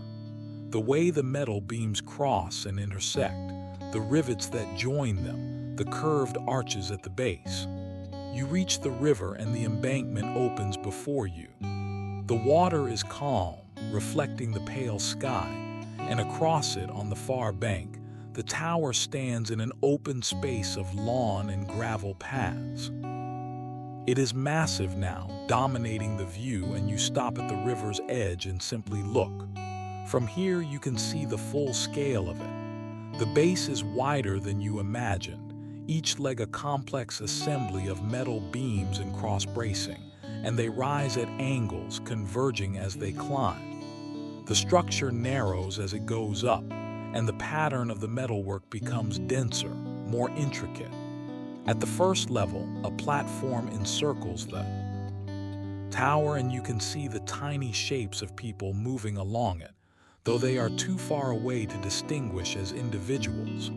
You cross the river using the nearest bridge, your footsteps echoing on the metal grating. The water flows beneath you, dark and smooth, and you glance down at it once, then continue across. On the far side, the path leads through a small garden, and beyond it, the open space surrounding the tower. You step onto the gravel paths, and the sound of your footsteps changes, a soft crunching that is absorbed almost immediately by the open air. The tower is directly ahead now, and you walk toward it slowly, letting the distance close gradually. The light is warm and angled, the sun lower in the sky, and it illuminates the tower from the side, creating a pattern of light and shadow on the metalwork. As you approach, the scale becomes almost overwhelming. The legs of the tower are enormous, each one a massive column of riveted iron, and they rise at steep angles, converging somewhere far above your head. You stop beneath one of the arches, standing in the shadow cast by the structure, and you look up. The view is disorienting. The metal beams crisscross above you in dizzying complexity, layer upon layer, receding upward until they become too small to distinguish. The sky is visible through the lattice, broken into irregular shapes, triangles, diamonds, trapezoids, and the light filtering through creates a shifting pattern on the ground around you. You walk out from beneath the tower and find a bench on the lawn nearby. The bench faces the tower and you sit down slowly, settling onto the wooden slats. The wood is cool and slightly damp, and you rest your hands on your knees and look. From here, you can see one full side of the tower from base to top. The structure rises in stages: the broad base, the first platform, the narrower second section, the even narrower third, and finally the delicate spire at the summit. The proportions are perfect, balanced, and your eyes travel up and down, tracing the lines, following the curves. The light is changing. The sun is lower now and the angle has shifted. The western face of the tower is bright, almost glowing, while the eastern face is in shadow. The contrast makes the structure seem three-dimensional in a way it did not before, and you notice details you could not see earlier. The texture of the metal, the way some beams are painted slightly darker than others, the small platforms and stairs that connect the different levels. You sit for a long time. Around you, the park is quiet. A few people walk past on the gravel paths, their footsteps soft and rhythmic. A couple sits on the grass nearby, leaning against one another, speaking in low voices. Children play in the distance, their laughter carrying on the breeze, but the sound is thin and does not intrude. You watch the light move across the tower. The sun continues its descent and the shadows deepen. The bright sections grow smaller, more concentrated, and the shadowed sections expand. The sky behind the tower is still blue, but the blue is softer now, tinged with warmth. And in the west, where the sun is, the color is shifting toward gold. You notice the people on the first platform. They are more visible now, backlit by the sun, and you can see them moving along the railing, stopping, pointing, taking photographs. They seem very small, very far away, and you wonder what they see from up there. The city spreading in all directions, the river winding through it, the patterns of streets and buildings and parks. A breeze picks up and you feel it on your face, cool and fresh. It carries the scent of grass and water and something else, a faint metallic tang, perhaps from the tower itself, or from the river, or from the city beyond. You breathe deeply, filling your lungs, and the air feels clean, clarifying. The sun touches the horizon, and the light changes dramatically. The tower is no longer illuminated directly. Instead, it is silhouetted against the bright sky, its metal framework dark and sharply defined. The details are lost now. You can see only the outline, the shape, the elegant taper from base to point. But the loss of detail makes the form more striking, more pure. You stand and walk slowly around the perimeter of the lawn, keeping the tower always in view. From each angle it looks different. From one side the legs seem impossibly steep, as though they could not possibly support the weight above. From another the structure seems to lean, though you know it does not. From the far side, looking back toward the river, the tower is framed by trees, their bare branches creating a natural frame that makes the man-made structure seem almost organic. You return to the bench and sit again. The sky is deepening now, the blue growing darker, and the first hints of evening are appearing. The clouds in the west are pink and orange, catching the last of the sun's light, and the color reflects faintly on the surface of the river. The park is emptying.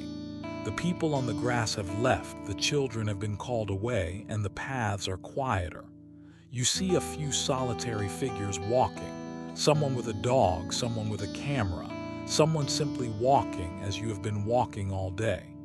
The air grows cooler and you feel it settle around you. You pull your jacket closer, though you are not truly cold. It is simply the body's response to the changing temperature, to the knowledge that day is ending and night is beginning. The tower stands before you, dark against the sky. The metal is almost black now, and the structure seems heavier, more solid, as though it has absorbed the weight of the fatting day. You can no longer see the individual beams, the cross-bracing, the rivets. You see only the silhouette, the shape, the presence. And then, without warning, the lights come on. They do not appear all at once. They emerge gradually, beginning at the base and traveling upward section by section, until the entire structure is illuminated. The lights are warm, golden, and they outline every beam, every arch, every platform. The tower is transformed. What was dark and heavy becomes light and delicate, a filigree of gold suspended against the deepening blue of the sky. You sit very still, watching. The lights do not flicker or flash. They simply glow, steady and constant, and they turn the tower into something other than metal and rivets. It becomes a drawing in light, a sketch made visible against the night. The sky continues to darken. The blue becomes deeper, richer, and in the east you can see the first stars appearing, faint pinpricks of light scattered across the vast expanse. The clouds in the west are fading, their pink and orange turning to gray, and then to nothing. The tower glows brighter as the sky darkens. The contrast increases and the structure seems to float, detached from the earth, suspended in space. You can see the complexity of the framework now, revealed by the lights, the way the beams cross and recross, the layers upon layers of structure, the elegant engineering that allows such a massive thing to stand. You hear the city around you, but it is distant, muted. The traffic is a low hum. The voices are soft and far away. And what you hear most clearly is the wind, moving through the bare trees, rustling the grass, carrying with it the coolness of the night. You sit for a long time and the night settles fully. The sky is dark now, a deep midnight blue that is almost black, and the stars are more visible, though the lights of the city dim them. The tower glows against this darkness, a beacon, a point of light that draws the eye and holds it. You feel the stillness of the moment, the way time seems to pause here beneath the tower in the dark. You feel the coolness of the air, the hardness of the bench beneath you, the steady rhythm of your breathing. You feel present, fully here in this place at this moment. People pass by occasionally, their forms shadowy, their footsteps soft on the gravel. They do not disturb you. They are simply part of the scene, moving through it as you are, drawn by the light, by the presence of the tower.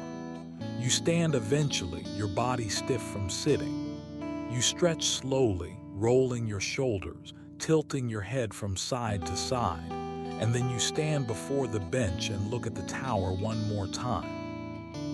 It rises before you, glowing and golden, and the sight of it fills something in you, not with excitement or wonder, but with a quiet satisfaction, a sense of having witnessed something essential, something true. The tower stands as it has stood for more than a century, and it will stand long after you are gone, and there is comfort in that continuity and that permanence. You turn and begin to walk away, moving back toward the river. You do not look back. The image of the tower is with you now, glowing in your mind as it glows in the night, and you carry it with you as you walk, a point of light in the darkness, a marker of this day, this place, this moment. You walk back toward the river, and the night has settled around you, though the sky still holds a trace of light, a band of pale gold along the western horizon, fatting upward into deepening blue. The streets are quieter now, the day's movement slowed, and your footsteps sound clear on the pavement. You reach the embankment and turn to follow it. The river stretches before you, its surface darker now, but still catching the last of the day's light. The water moves slowly, and where the light touches it, it turns molten, streaks of gold and copper flowing downstream, wavering with the current. You walk along the wall that borders the river, your hand resting on the stone. The surface is cool, almost cold now, and slightly rough. You feel the texture beneath your palm as you walk, the small ridges and depressions, the places where the stone has been worn smooth by weather and time and countless other hands. The light is fading, but it does so gradually, reluctantly. The sky in the west is still bright, layered with color, bands of orange and pink and gold that bleed into one another, and above them the deeper blue of approaching night. The clouds, what few there are, catch this light and hold it, glowing softly against the darker sky. You stop and lean against the wall, looking out over the water. The far bank is visible, its buildings dark against the bright sky, their windows beginning to glow with interior light. The lights are warm, yellow, and amber, and they reflect on the water in long, trembling lines that stretch toward you across the surface. A boat passes, moving slowly upstream. It is long and low, a tour boat with glass walls and an open upper deck. The lights inside are on, and you can see the people seated at tables, the movement of servers carrying trays, the glow of candles on each table. The boat moves without sound, or at least without sound that reaches you, and it seems to glide across the water, leaving a wake that spreads in gentle waves. You watch the wake reach the embankment below you. The waves lap against the stone with soft, rhythmic sounds, a gentle slapping, a quiet murmur, and then the water smooths again, returning to its steady flow. The light continues to fade. The gold on the water dims, and the reflections of the buildings grow brighter by contrast. You can see individual windows now, each one a small rectangle of light, and they multiply as more lamps are turned on, more rooms illuminated. The city is glowing softly from within. You begin walking again, following the river downstream. The path is wide here, and a few other people walk as well, couples moving slowly, arm in arm, their voices low.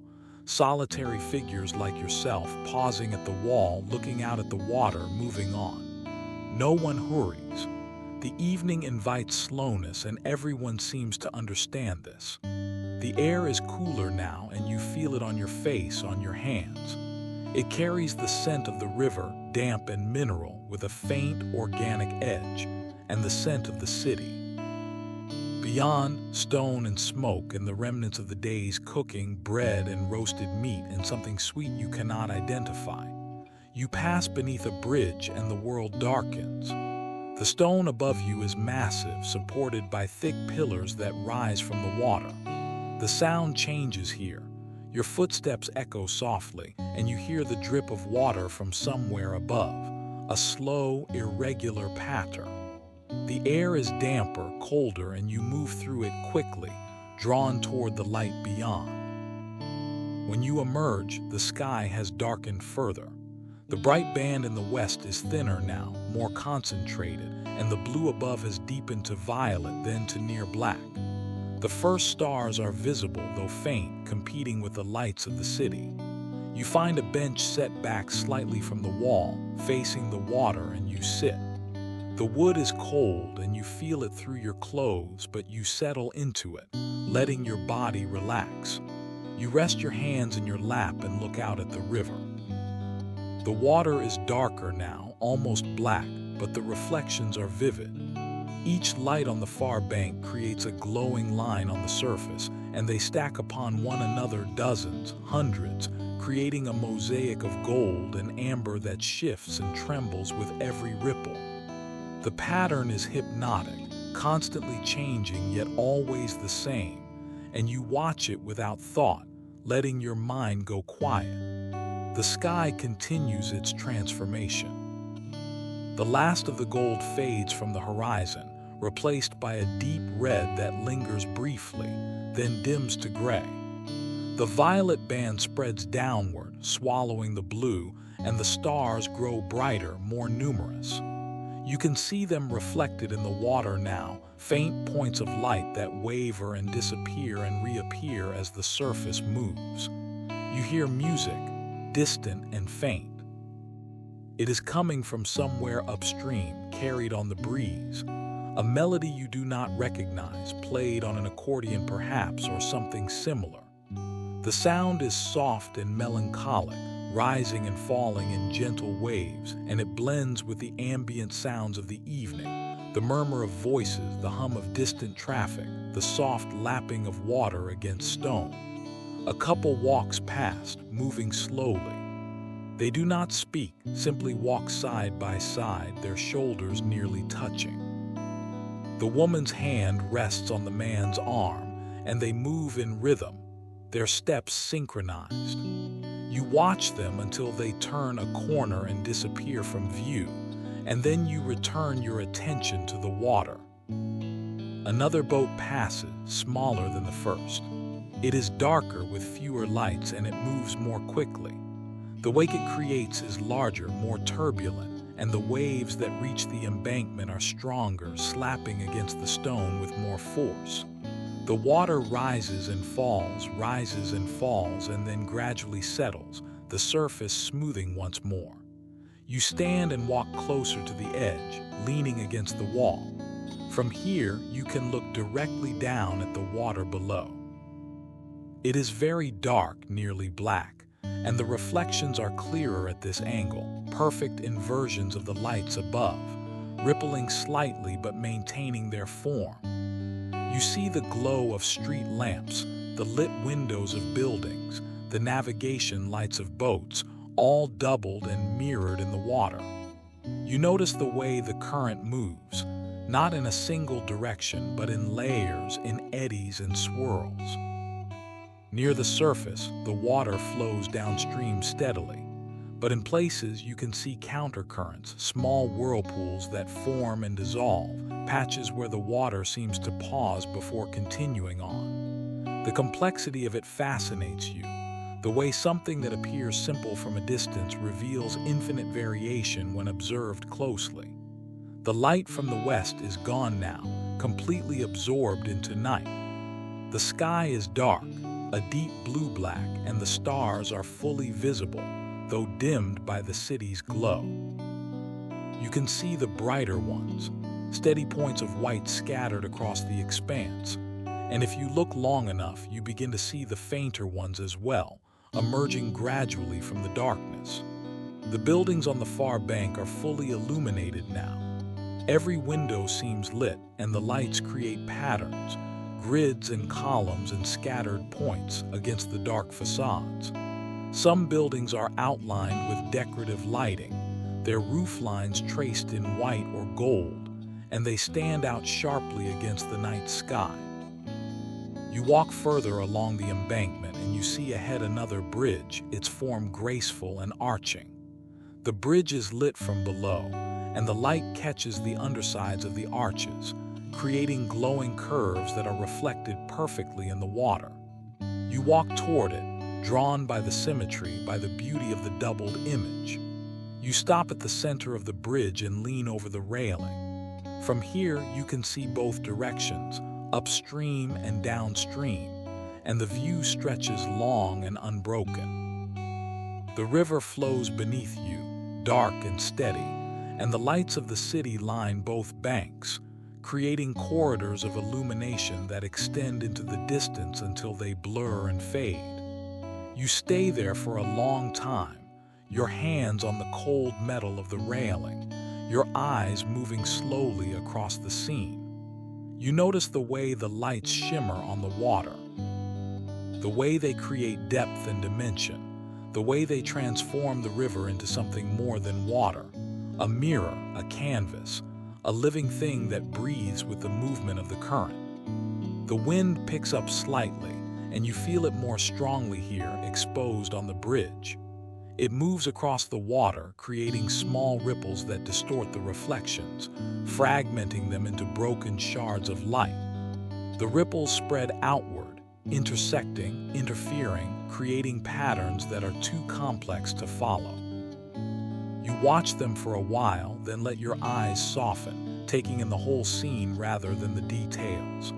A metro train passes on a bridge further downstream, its lighted windows creating a moving chain of brightness. You hear the faint rumble of it, a low, mechanical sound that fades quickly, absorbed by the night. The train disappears, and the city returns to its quieter rhythms. You push away from the railing and continue across the bridge. On the far side, you descend to the lower embankment, where the path runs closer to the water. The stone here is darker, damper, and the air smells strongly of the river. You walk slowly, your footsteps echoing off the walls on one side, absorbed by the water on the other. The path is narrow and closed, and the sense of being beside the water is stronger here. You can hear it more clearly, the gentle flow, the soft lapping against stone, the occasional splash as something breaks the surface. You see the light reflected from above, dancing on the underside of the bridge you just crossed, creating moving patterns of brightness and shadow. You emerge from beneath the bridge and find yourself in a wider space, a small plaza at the water's edge. Benches are arranged facing the river, and a few people sit on them, solitary or in pairs, all facing the water, all quiet. You choose an empty bench and sit, and the night settles around you like a blanket. The river flows before you, dark and endless, and the city glows on both sides, its lights reflected and doubled in the water. The sky above is vast and dark, scattered with stars, and you sit between the earth and the heavens, between the flow of water and the stillness of stone, and you feel held by the space, by the night, by the quiet breathing of the city. You sit until the cold seeps through your clothes, until your body stiffens, and then you stand slowly, stretching, and you begin to walk again. The night is full now, complete, and the city has transformed into its evening self, quieter, softer, more intimate. And you walk through it, carried by the rhythm of your steps, the river flowing beside you, the lights glowing warm and golden, and the darkness gentle and embracing. You walk away from the river, moving back into the narrower streets. The path rises slightly, a gentle incline that you feel in your legs, and the buildings press closer again. The stone facades are dark now, lit only by street lamps and the glow spilling from windows and doorways. The air is cooler here, away from the open space of the embankment, and it carries different scents, cooking from restaurants, cigarette smoke, the faint sweetness of something baking. The streets curve and intersect, and you follow them without direction, simply moving, letting the city guide you. You pass closed shops, their windows dark, their metal shutters rolled down. You pass restaurants with steamed windows, the shapes of people visible inside, moving and gesturing. You pass apartment buildings with lit stairwells visible through glass doors, each landing marked by a small, glowing bulb. The character of the neighborhood begins to shift. The buildings are older here, less polished, their facades marked by years of weather. The paint is faded, peeling in places, and the shutters hang at slight angles. But there is life here, more lights in the window, more sounds drifting down from upper floors, the murmur of televisions, conversations, the distant sound of music. You turn a corner and the street ahead is brighter. The light is different, not the soft amber of street lamps, but something warmer, more saturated. You walk toward it and the brightness increases, and then you see the source. A building at the end of the street is illuminated in red. The light is bold, unmistakable, washing across the facade and spilling onto the pavement. Above the entrance, A windmill rises, dark metal against the red glow, its blade stationary, framed by lights that outline its shape. The building is tall and narrow, and the red light seems to emanate from everywhere at once, from bulbs and tubes arranged in patterns you cannot quite discern from this distance. You approach slowly. The street widens as you near the building, opening into a small plaza. The pavement here is damp, reflecting the red light in long, glossy streaks. The reflection is vivid, almost as bright as the source, and it creates a doubling effect. Building above, glowing red, and its mirror image below, rippling slightly where water has pooled in the uneven stone. You stop at the edge of the plaza and simply look. The building dominates the space, not through size but through intensity. The red is deep and warm, somewhere between crimson and scarlet, and it transforms everything it touches. The surrounding buildings, normally pale stone, appear pink in the reflected glow. The pavement, which would be gray, is the color of rust or brick. Even your own hands, when you hold them up, are tinted red, as though the light has substance, as though it has seeped into your skin. A few people stand near the entrance, figures in dark coats, their faces obscured by shadow and distance. They speak quietly among themselves, and occasionally one of them laughs, the sound carrying across the plaza, but it does not disturb the space.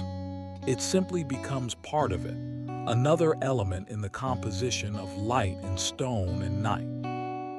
You walk along the edge of the plaza, keeping your distance from the entrance. From this angle, you can see the full facade.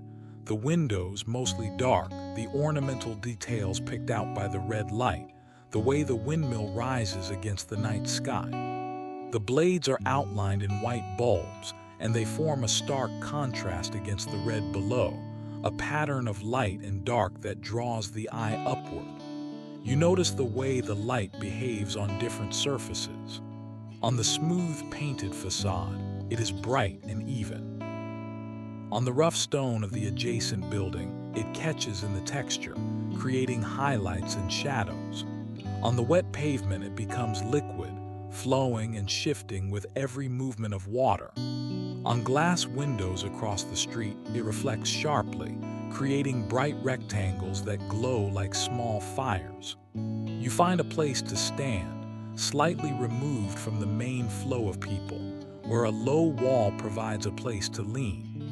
You rest your back against the wall and observe. The plaza is not crowded, but it is not empty either. People pass through, some pausing to look at the building, others moving past with only a glance. A taxi pulls up, its yellow light bright against the red, and two people get out, adjust their coats, and walk toward the entrance. The taxi pulls away, its taillights adding their own red to the scene, and then it is gone. The sound here is different from the quieter streets you walked through earlier. There is music, muffled and distant, coming from somewhere inside the building. You cannot make out the melody, only the bass line, a rhythmic pulse that you feel more than hear. There are voices, laughter, conversation, the sharp click of heels on pavement, but none of it is loud. It is all contained, held at a manageable level, and it blends with the ambient sound of the city. The distant traffic, the hum of ventilation systems, the occasional siren from somewhere far away. You notice the details around the entrance. Red velvet ropes hooked to brass posts create a path to the door. The door itself is dark wood, ornately carved, and above it, the name of the building is spelled out in white bulbs, each letter perfectly formed. A man in a dark suit stands beside the door, his hands clasped in front of him, his expression neutral. He watches the plaza without seeming to watch, his gaze sweeping across the space in regular intervals. You turn and look at the surrounding streets. They branch off from the plaza in several directions, and each one is quieter, darker, returning to the ordinary rhythms of the neighborhood. The red light does not extend far. It stops at the edges of the plaza, absorbed by the darkness, and the streets beyond are lit only by the usual amber street lamps. You walk toward one of these side streets, leaving the plaza behind. The transition is abrupt. One moment you are surrounded by red, and the next you are in shadow, the light fading rapidly behind you. You glance back once and see the glow still visible, painting the buildings at the plaza's edge, but from this distance it seems softer, less intense, as though seen through a filter. The street you are on now is narrow and residential. The buildings are low, 3 or 4 stories, with shuttered windows and small balconies. A few windows are lit, their curtains drawn, and the light that escapes is warm and private. You walk slowly, letting your eyes adjust to the dimmer light, and the sound of the plaza fades behind you. You pass a small cafe still open, its interior bright and steamy. Through the window, you see a handful of people sitting at the bar, nursing drinks, speaking quietly. The bartender wipes glasses with a white cloth, stacking them on a shelf behind him. No one looks out at you. They are absorbed in their own worlds, their own conversations, and you continue past without stopping. The street curves and the neighborhood becomes quieter still. The buildings are darker, the street lamps fewer and farther between. You hear your footsteps clearly now, echoing off the walls, and the sound is comforting in its regularity. You notice the coolness of the air, the way it has deepened now that you are away from the warmth of crowds and lights. You pull your jacket closer and continue on. At an intersection, you pause and look back toward the plaza. The red glow is still visible, a faint corona above the roofline, but from here it is distant, detached, like the glow of a fire seen from far away. You turn away from it and choose a different street, one that leads downward back toward the center of the city. The descent is gradual and you follow it without hurry. The buildings here are mixed, some residential, some commercial, all closed now for the night. You pass a bakery, its window dark but still carrying the faint scent of bread. You pass a flower shop, its metal shutters covered with graffiti and bright colors that are muted in the dim light. You pass a doorway where someone has left a chair, and beside it, a potted plant, its leaves dark and glossy. The street widens and the buildings grow taller. You are moving back into the main fabric of the city, away from the specific character of the hill, and you feel the shift in the atmosphere. The streets are better lit, the pavement smoother, and the sound of traffic returns, a low hum that has been absent for the past blocks. You walk on and the red glow is gone now, left behind, absorbed into the night and the memory of the evening. The city stretches before you, quiet and vast, and you move through it steadily, your footsteps carrying you forward, the night holding you gently, and the lights of the streets guiding you onward into the darkness. You walk through streets that grow quieter with each turn. The night has deepened and the city has settled into its late rhythm. Fewer cars, fewer voices, the sounds more singular and distinct. A door closing somewhere, the distant wail of a siren rising and fading, the rustle of paper blown across pavement by the wind. The buildings here are uniform, elegant, their facades rising straight and tall into the darkness. The street lamps cast pools of amber light at regular intervals, and between them the shadows gather thick and soft. You walk through these alternating zones of light and dark, and each transition feels like a gentle pulse, a breathing. Your footsteps are the only constant sound. They echo softly off the stone walls, a rhythm that has become so familiar you barely notice it anymore. But you notice other things, the texture of the pavement beneath your feet, smooth in places, uneven in others. The cool air on your face, carrying with it the scent of stone and night and the faint trace of rain that may come later. The weight of your body, tired now but still moving, still carried forward by momentum and the quiet pull of the city. You pass windows, most of them dark. The buildings sleep or appear to, their shutters closed, their curtains drawn. But here and there a window glows, a single lit square in a dark facade, and through it you glimpse fragments of private life. A lamp on a table, the corner of a bookshelf, the shadow of someone moving across a wall. You do not linger on these images. You simply note them and pass on. One window among hundreds, one moment among thousands. The street opens into a small square, and in its center stands a fountain. The water is off now, the basin empty except for a few fallen leaves gathered in the bottom. The fountain is stone, weathered and old, its surface marked by moss and lichen. You walk to it and rest your hand on the rim, feeling the cold stone, the dampness where moisture has accumulated. You sit on the edge of the fountain, lowering yourself slowly, and the stone is very cold through your clothes. But you settle into it, letting your body adjust, and you rest your hands on your knees and look around. The square is quiet, empty. The buildings that surround it are dark, their windows shuttered. The street lamps provide the only light, creating islands of visibility in the darkness.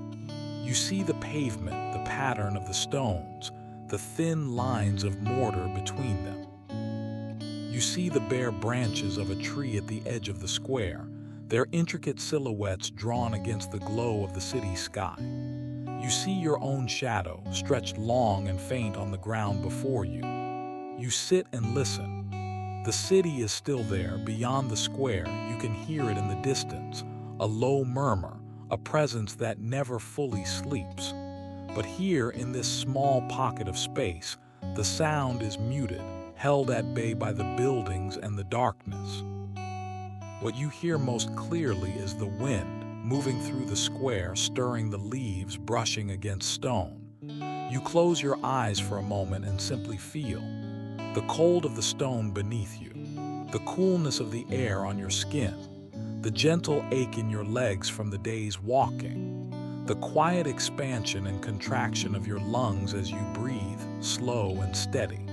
When you open your eyes, nothing has changed, and yet everything feels different. The square seems softer, gentler, as though it has adjusted to your presence, made space for you within its stillness. You stand after a while, your body stiff, and you stretch slightly, rolling your shoulders. The movement feels good, grounding. You turn and look at the streets that branch off from the square, choosing one without thought, and you begin walking again. This street is narrower, more enclosed. The buildings lean closer and their facades are simpler, less adorned. The pavement is older here, the stones more worn, and you feel their unevenness through your feet. You walk slowly, trailing your hand along the wall beside you. The stone is rough and cold, and in places you feel the grain of it, the layers of sediment compressed over eons, shaped by human hands standing now against the night. You pass a doorway set deep into the wall and you pause there, stepping into the recess. The door is wooden, dark with age, and it is marked by decades of use, scratches, dents, places where the wood has splintered and been worn smooth again. There is a small slot for mail, a brass handle dulled to gray, and above the door a number carved into the stone.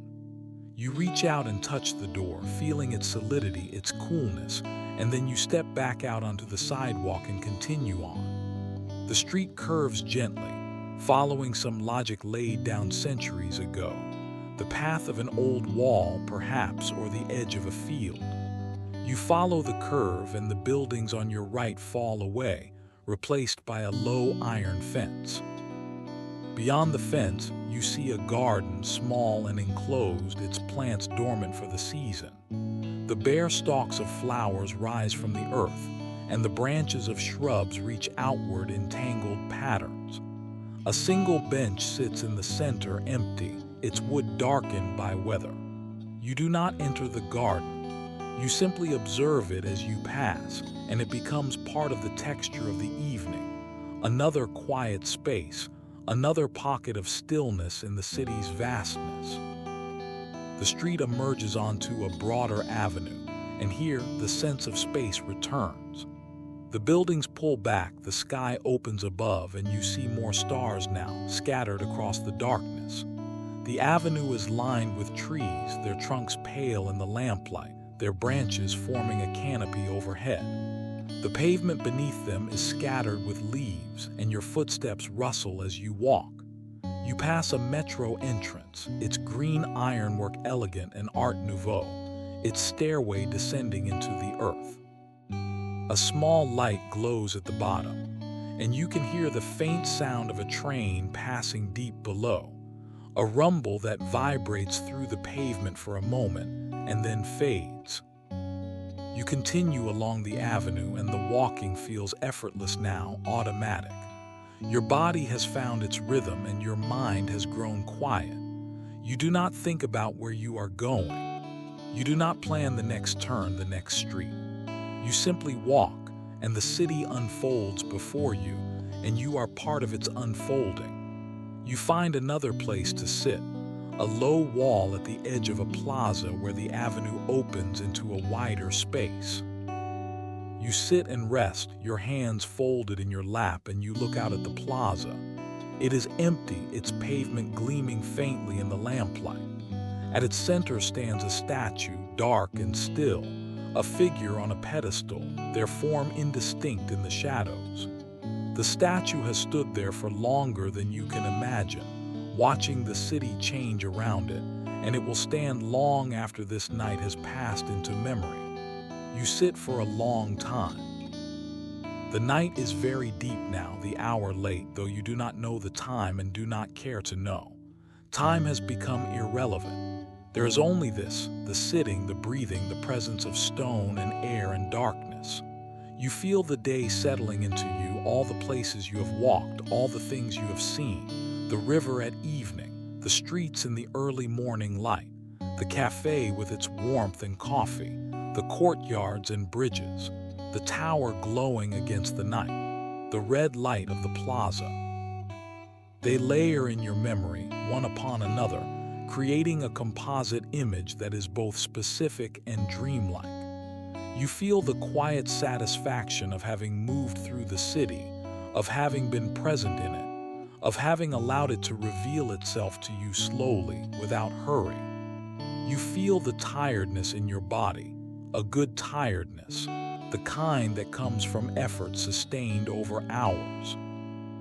And you feel the stillness around you, the way the city has quieted, preparing for whatever comes next. Another day, another dawn, another cycle of light and shadow. You stand eventually one final time and you stretch. The movement is slow, careful.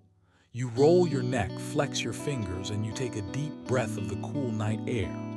You look around the plaza, taking it in one last time. The statue, the pavement, the buildings with their dark windows, the street lamps casting their patient glow. And then you begin walking again. Your steps are slow, unhurried, and you move back into the streets, letting them receive you. The buildings rise on either side, the pavement stretches before you, and the night holds you gently. You do not know where this street leads, and it does not matter. The city continues as it always continues, and you are part of it now, moving through it, held by it. Your footsteps echo softly. The wind moves through the empty spaces. A light glows in a distant window. And you walk on into the night, into the quiet, into the endless breathing of the city. The stones remember your footsteps. The air remembers your passing, and Paris remains, patient and eternal, as you drift slowly, gently, into the soft embrace of sleep.